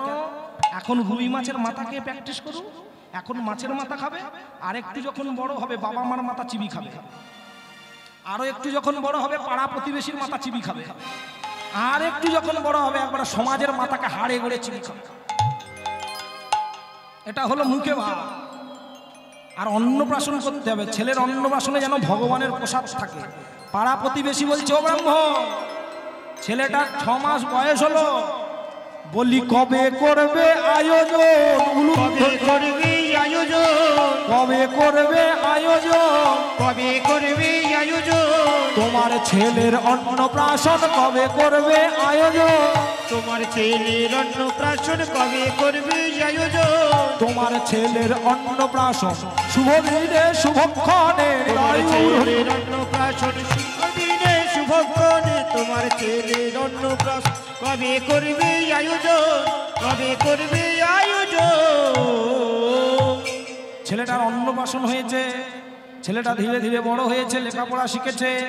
এখন ছেলেটা দেখছে বাদলা বেলায় ভরা বর্ষায়, আষাঢ়ের ভরা বর্ষায় সকল গ্রামের ছোট্ট ছোট্ট ছেলেরা জাল নিয়ে বাঁকুড়ার বাঁকা নদীতে জাল ফেলতে যাচ্ছে। আর যখন জাল ফেলতে যাচ্ছে ছেলেটা বাবাকে বলছে, ও বাবা, ও বাবা, আমি একটা তোমার কাছে আবদার করব বাবা। কি রে খোকা? বাবা, এই ভরা বর্ষায় সবাই বাঁকুড়ার বাঁকা নদীতে জাল ফেলতে যাচ্ছে, তুমি আমাকে একটা জাল দাও না বাবা, আমিও নদীতে জাল ফেলতে যাব। বাবা বলে, কিরে তুই আমার ছোট্ট ভালো 5 নয় 7 নয় একটা মাত্র ছেলে, নদীতে জাল ফেলতে গিয়ে তুই যদি ডুবে যা আমি তো তোকে হারাবো। না না না, তোকে আমি যেতে দেবো না। ছেলেটা বলছে বাবা শোনো না বাবা, আমার তো গোবিন্দ আছে, যার ভগবান আছে তার কি কেউ ক্ষতি করতে পারে? কেউ ক্ষতি করতে পারে না। তুমি আমাকে একটা জাল দাও না বাবা, আমি জাল ফেলতে যাই। এখন ব্রাহ্মণ কি করেছে, ছেলেটার হাতে একটা জাল তুলে দিয়েছে, আর ছেলেটা জালটা নিয়ে বাঁকুড়ার বাঁকা নদীতে জাল ফেলতে যাচ্ছে। কেমন ভাবে যাচ্ছে? নদীতে জাল ফেলতে যাচ্ছে, জালটাকে হাতে নিয়ে বদনে গাইছে ভগবানের নাম, ভজ গোবিন্দ মাধব গিরিধারী উলুধ্বনি, ভজ গোবিন্দ মাধব গিরিধারী, ভজ গোবিন্দ মাধব গিরিধারী, ভজ গোবিন্দ মাধব গিরিধারী, ভজ গোবিন্দ মাধব গিরিধারী। ও ভাই গিরিধারী বলো গোবর্ধনধারী, গিরিধারী জয় গোবর্ধনধারী, গিরিধারী জয় জয়, গিরিধারী জয় জয়, গিরিধারী জয় জয় গোবর্ধনধারী, গিরিধারী জয় জয় গোবর্ধনধারী, গোবিন্দ মাধব গিরিধারী উলুধ্বনি, গোবিন্দ মাধব গিরিধারী, ভজ গোবিন্দ মাধব গিরিধারী। নিতাই গৌর হরি বল বলে, নিতাই গৌর হরি বল, নিতাই গৌর হরি বল। ভগবানের নাম গাইতে গাইতে আজকে গোপাল সিংহ নদীতে জাল ফেলে দিয়েছে। এখন দেখবেন যারা পুকুরে জাল ফেলায় হাতে একটু কিন্তু একটা দড়ি থাকে, আর কি বড় মাছ পড়েছে, কত বড় মাছ পড়েছে জালের দড়ি ধরলে বোঝা যায়। ওই দেখেছো বাবা, আরে এ না, মাছের সাইজ বেশি নয়, 40-50 কিলো হবে আর কি। বাটা মাছ তো এটা, সিলভার কাপ নয়, বাটা মাছ, দেখে বোঝা যাচ্ছে না। এখন জালটাকে ফেলে দিয়েছে, জালটাকে ফেলে দিয়ে জাল তো আবার টানতে হবে। গোপাল সিংহ জালটা ফেলে দিয়ে কি করছে, প্রথম বারেতে জাল ফেলিল, জাল ফেলিল, জালের মধ্যে ইটের টুকরো উঠিয়া আসিল, আসিল। প্রথম দিন নদীতে জাল ফেলেছে, শুধু ইটের টুকরো উঠে এসেছে। এখন ইটগুলো পেয়ে ইটের গায়ে এত শ্যাওলা লেগেছে, গোপাল সিংহ মনে মনে ভাবছে ভগবান যেটা দিয়েছে সেটাকে ফেলে দেবো না। বাড়িতে নিয়ে গিয়ে ইটগুলো নিয়ে গিয়ে বাবাকে বলছো, বাবা তুমি আমার জন্য একটা তুলসী মন্দির বানিয়ে দেবে? বাবা বলে, খোকারে ইটের গায়ে যা শ্যাওলা পড়েছে, আলট্রাটেক, এসিসি, ডালমিয়া, আম্বুজা, যেই সিমেন্ট দিয়েই কাজ করি না কেন কোনো সিমেন্ট ধরবে না ইটেতে, যা শ্যাওলা পড়েছে।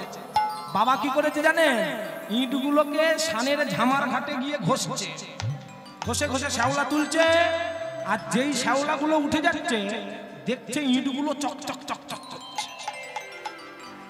ভালো করে ঝালিয়ে দেখলো এগুলো তো একটা মাটির ইট নয়, এগুলো এক একটা সোনার ইট। ইটের গায়ে শ্যাওলা পড়েছিল, সোনার ইট। ভালো করে প্রত্যেকটা ইট ঘষেছে, দেখছে সবকটা সোনার ইট।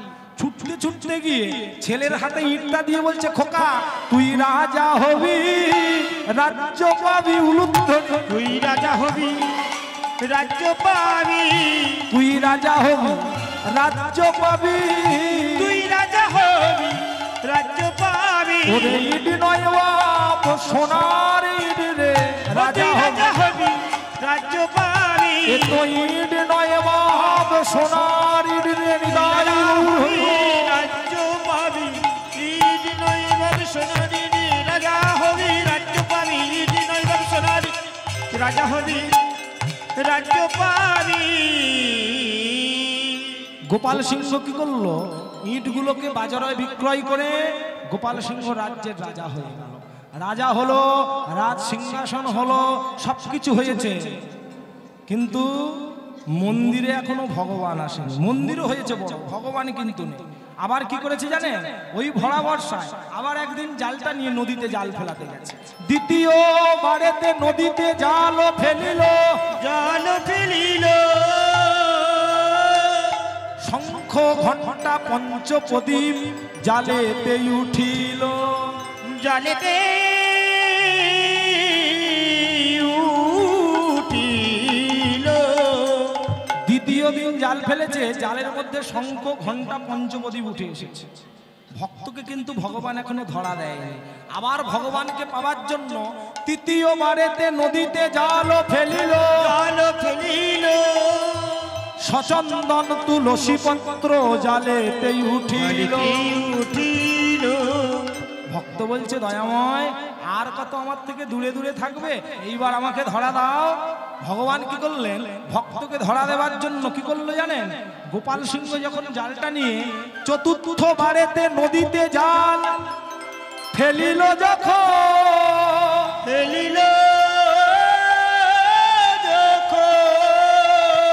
ও ভাই জালেতেই উঠিল রে মদন মোহন নিতাই।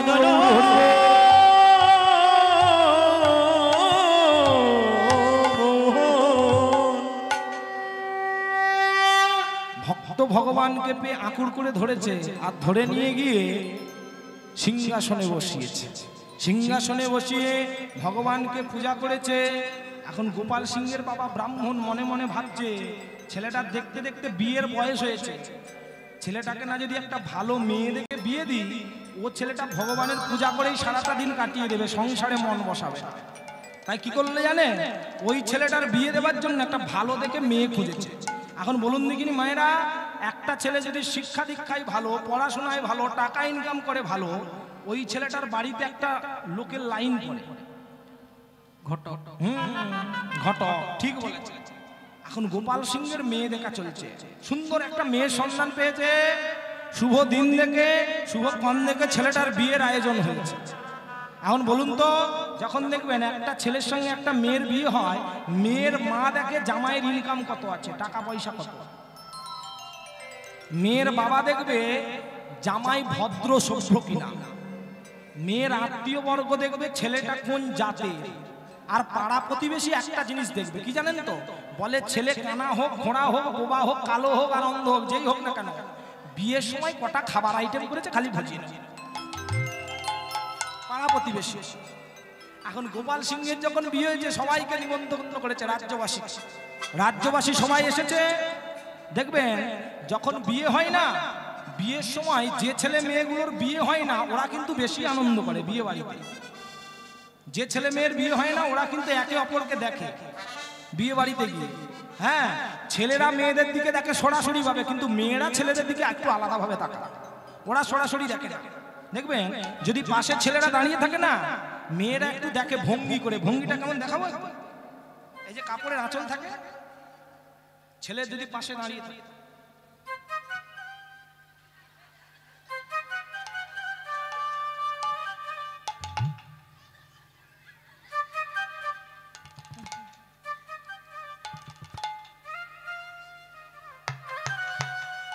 ওরা একটা ভঙ্গি করবে, ছেলেরা যদি পাশে সরাসরি দেখবে। আর যখন অগ্নি সাক্ষী হয়, পূজারী ঠাকুর দেখবেন হাতে ফুল দিয়ে দেয়, বলে বড় বউয়ের গায়ে ফুল ছোড়ো। ওই মেয়েগুলো কি করবে জানেন, যে ছেলেটাকে পছন্দ হয়েছে তার গায়ে ফুল ছোড়ো, বড় বউয়ের গায়ে ফুল ছোড়ো। এখন গোপাল সিংহের যখন আজকে বিয়ের আসর হচ্ছে না, অগ্নি সাক্ষী হচ্ছে, যারা সানাই বাজাতে এসেছিল, মাদল বাজাতে এসেছিল, তারা কি করছে, অগ্নি সাক্ষী যখন এসেছে চুপচাপ বসে বসে বিড়ি খাচ্ছে। যারা সানাই বাজাতে এসেছে, পাড়ার লোক বলে হ্যাঁ গো, তোমরা সানাই বাজাতে এসে চুপচাপ বসে আছো। সানাইয়ের লোকেরা বলছে কি করব, সারাদিন সকাল থেকে বাজিয়ে যাচ্ছি, সবাই বলে বাজাও বাজাও, কেউ বলেনি তামুক খাও, ওই জন্য তো বসে বসে তামাক খাচ্ছিলাম। আর দেরি নয়, শোনো ভাই, আজকে শুভ দিনে শুভক্ষণে গোপাল সিংহের বিয়ে হবে, কেউ দেরি করো না। সবাই মিলে কি করবে জানো, বাজারে বাজারে বাজারে বাজারে বাজারে বাজারে উলু বাজারে বাজারে বাজারে বাজারে বাজারে বাজারে একবার বাজারে বাজারে বাজারে বাজারে বাজারে বাজারে আজি বাজারে বাজারে বাজারে বাজারে বাজারে বাজারে শাক বাজাও উলু দাও, গোপাল সিংহের হবে বিয়ে। শাক বাজাও উলু দাও, গোপাল সিংহের হবে বিয়ে। শাক বাজা উলু দাও, গোপালের হবে বিয়ে। শাক বাজা উলু দাও, গোপালের হবে বিয়ে।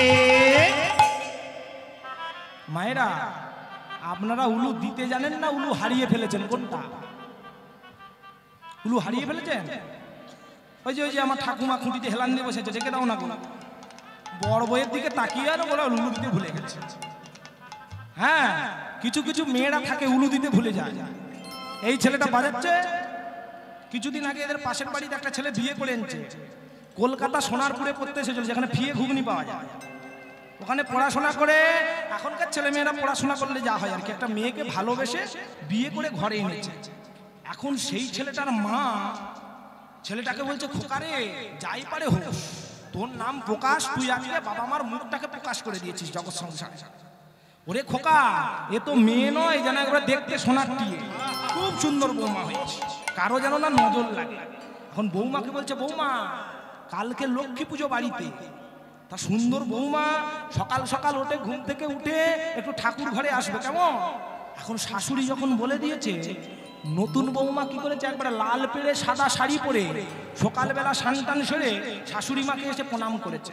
শাশুড়ি মা বলছে, বৌমা পূজার জন্য সবকিছু জোগাড় করে রেখে গেলাম, আমি পাশের বাড়িতে একটু দুধ আনতে যাচ্ছি কেমন, ঠাকুর মশাই আসলে যা বলবে তুমি সেটা দিয়ে চলে যাবে, ঠাকুর মশাই পূজা করে বাড়ি চলে যাবে। এখন শাশুড়ি যখন দুধ আনতে গেছে, সেই ফাঁকে ঠাকুর মশাই ঢুকে পড়েছে বাড়িতে। যেই ঠাকুর মশাই ঢুকে পড়েছে, এখন নতুন বউ মাথায় ঘোমটা দিয়ে আছে, ঠাকুর মশাই এসে বলছে, হ্যাঁ গো তোমার নাম কি গো, তোমাকে যেন নতুন নতুন দেখছি বাড়িতে। ঠাকুর মশাই, আমি তো আপনাদের প্রকাশের বউ। ওরে বাবা, আমাদের প্রকাশ তাহলে বিয়ে করেছে? বলে হ্যাঁ, প্রকাশের চয়েস আছে বলতে হয়। আচ্ছা সুন্দরী বৌমা, ও বাবা, আবার পুজোর আয়োজনটাও খুব সুন্দর করেছে। আচ্ছা সুন্দরী বৌমা, বেলা গড়িয়ে যাচ্ছে, দেখে একটা সুন্দর করে উলু দাও দেখি, আমি পুজো করে চলে যাই। এখন নতুন বৌমা মনে মনে ভাবছে, শাশুড়ি মা পুজোর জন্য আপেল, তুলসী পাতা, বেল পাতা, দুব্বা সব রেখে গেছে, কিন্তু উলুটা কোথায় রেখে গেছে তো বলে যায়, উলুটা কোথায় রেখে গেছে বলে যায়। এখন নতুন বৌমা কি করেছে, উলু খুঁজতে বাড়ির খাটের নিচে গিয়ে ঢুকে পড়ে। খাটের নিচে কি উলু থাকে? আর যখন খাটের নিচে উলু পায়নি, দেখবেন গ্রাম বাংলায় ধান রাখার জন্য ধানের মাচা তৈরি করা, মাচার নিচে গিয়ে ঢুকে পড়েছে। মাচার নিচে যত কালি ঝুলি ছিল, ওই টুসে বৌমা একবারে ভদ্র কালী হয়ে বেরিয়ে এসেছে। সেই সময় শাশুড়ি কি করেছে, দরজার সামনে এসে হাজির। ও বৌমা, সে কি গো, যাবার সময় দেখে গেলাম লক্ষ্মীমন্তর বৌমা, এসে দেখছি একবারে ভদ্রকালী। বলি ব্যাপারটা কি? বলে মা, দোষ তো সব তোমার। কেন না, তুমি পূজার জন্য আপেল, তুলসী পাতা, বেল পাতা, দুব্বা সব রেখে গেছো, কিন্তু উলুটা কোথায় রেখে গেছে তো বলে যাও নি।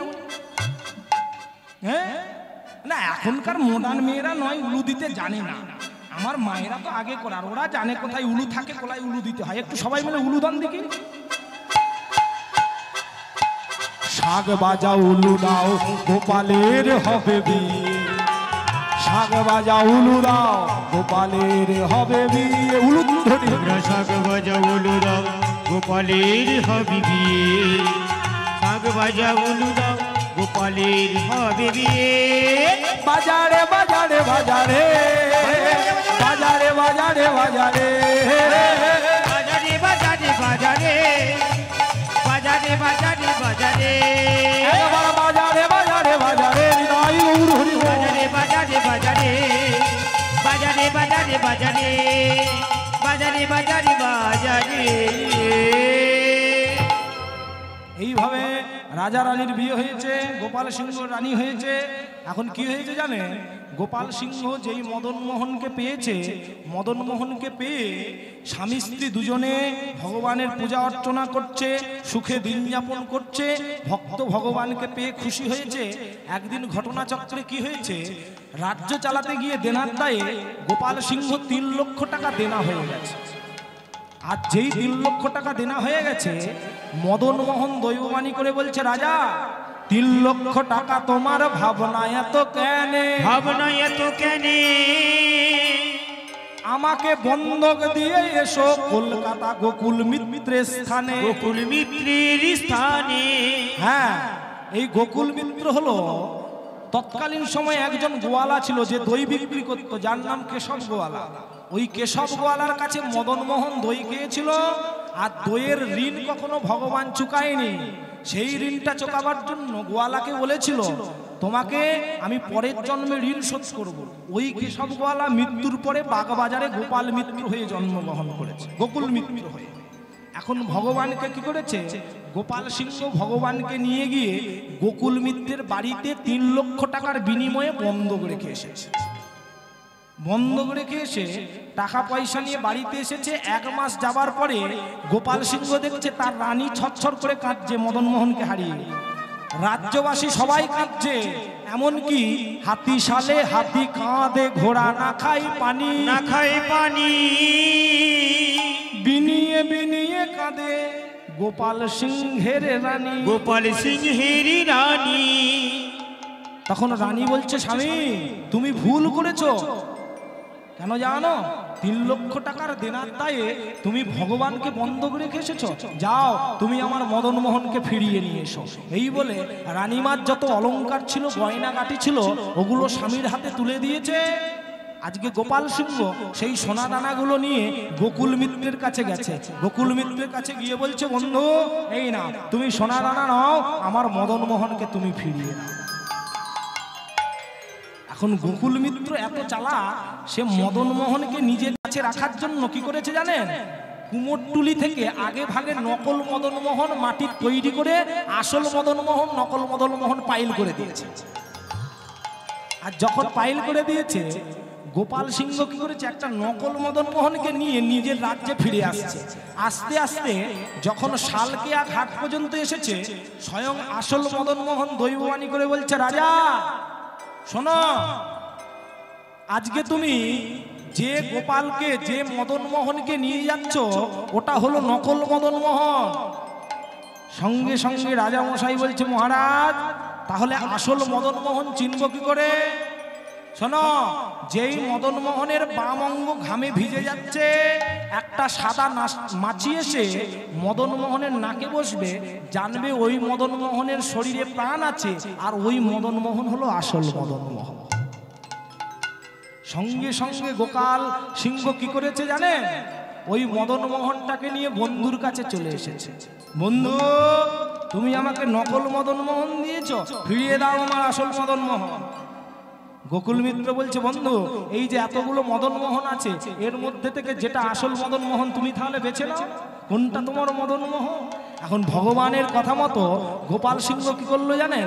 প্রত্যেকটা বিগ্রহকে দর্শন করছে, দেখছে একটা বিগ্রহর বাম অঙ্গ ঘামে ভিজে যাচ্ছে, আর একটা সাদা মাছি এসে নাসিকার উপরে বসেছে।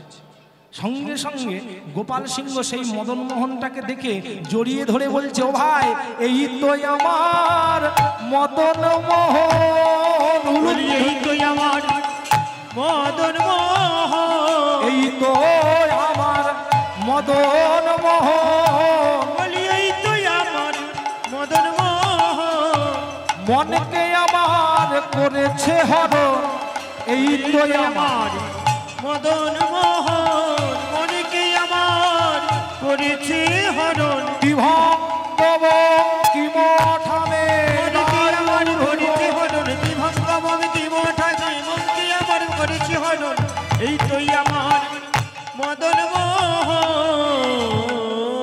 হ্যাঁ, লীলা প্রায় বিশ্রামের পথে কমিটির দাদাদের বলবো, পরবর্তী যে শিল্পী আছে ওনাকে নিয়ে আসার ব্যবস্থা করুন। আজকে গোপাল সিংহ কি করেছে জানেন? মদনমোহনকে জড়িয়ে ধরে রাজ্যে নিয়ে যাবে। এখন গোকুল মিত্র কেঁদে কেঁদে মদনমোহনকে বলছে, প্রভু তুমি আমাকে ছেড়ে চলে যাবে, আমার মনে কষ্ট হবে না? সঙ্গে ভগবান দৈববাণী করে বলল, শোনো গোকুল, আজ থেকে এই আসল মদনমোহন আর নকল মদনমোহন মহিমায় এক থাকবে। প্রত্যেক বৎসর অন্নকূট উৎসবের দিনে 2 মদনমোহন একত্রিত হয়ে প্রসাদ পাবে, তারপরে আবার যে যার জায়গায় ফিরে যাবে। আজকে গোপাল সিংহ সেই আসল মদনমোহনকে নিয়ে এসে রাজ্যে স্থাপন করেছে। রাজ্যবাসী সবাই আসল মদনমোহনকে ফিরে পেয়ে সবার মনে আনন্দ, সবাই আনন্দে নাচছে। আর নাচতে নাচতে সবাই মিলে বদন ভরে গাইছে। গো কি গাইছে দেখো, বিষ্ণুপুরে আইলা দেবে মদনমোহন, আজি বিষ্ণুপুরে আইলা দেবী মদনমোহন, বিষ্ণুপুরে আইলা দেবে মদনমোহন, আজি বিষ্ণুপুরে আইলা দেবী মদনমোহন, সাত জন্ম সত্যবন্দী হইলা নারায়ণ, তার জন্ম সত্যবন্দী হইল নারায়ণ, নগরের লোক সব ধাইয়া আইল, নগরের লোক সব ধাইয়া আইল, উলুধ্বনি হরিধ্বনি সবে মিলে কইল, উলুধ্বনি হরিধ্বনি সবে মিলে কইল, ভক্ত আর ভগবানের মিলন মাধুরী, আর ভগবানের মিলন মাধুরী, ভক্ত আর ভগবানের মিলন মাধুরী, ভক্ত আর ভগবানের মিলন মাধুরী, প্রেমানন্দে সবাই মিলে বলো হরি হরি, প্রেমানন্দে সবে মিলে বলুন হরি হরি, জয় শচী নন্দন জয় গৌর হরি, জয় শচী নন্দন জয় গৌর হরি, বিষ্ণুপ্রিয়ার প্রাণনাথ নদিয়া বিহারী, বিষ্ণুপ্রিয়ার প্রাণনাথ নদিয়া বিহারী, সবে মিলে কৃপা করো, মিলে কৃপা করো, সবে মিলে কৃপা করো, সবে মিলে কৃপা যেন করো, প্রাণ ভরে গাইতে পারি, সবে মিলে কৃপা করো, প্রাণ ভরে গাইতে পারি, সবে মিলে কৃপা যেন করো, প্রাণ ভরে গাইতে পারি গৌর গোবিন্দের লীলা কথা, প্রাণ ভরে গাইতে পারি গৌর গোবিন্দের লীলা কথা, প্রাণ ভরে গাইতে পারি গৌর গোবিন্দের লীলা কথা, প্রাণ ভরে গাইতে, সবে মিলে কৃপা করো, সবে মিলে কৃপা করো, সবে মিলে কৃপা করো। তাই এখানে লীলার বিশ্রাম নিলাম। আজকে মায়েরা আমাকে অনুরোধ করেছিল, হ্যাঁ ভজন গাইব, আপনাদের জন্য গাইব না, মায়েরা আমাকে বলে দিয়েছে বাংলা ভজন গাইতে হবে, বাংলা ভজন, তাই তো? তা আমি একা একা দাঁড়িয়ে দাঁড়িয়ে নাচলে কি আর ভালো লাগবে? আমি একা নাচবো, আপনারা সবাই দেখবেন, তাই যা আপনারা বলবেন তাই হবে। সবাই মিলে হাতে তালি দিয়ে বলো কৃষ্ণ কানাইয়া লাল কি।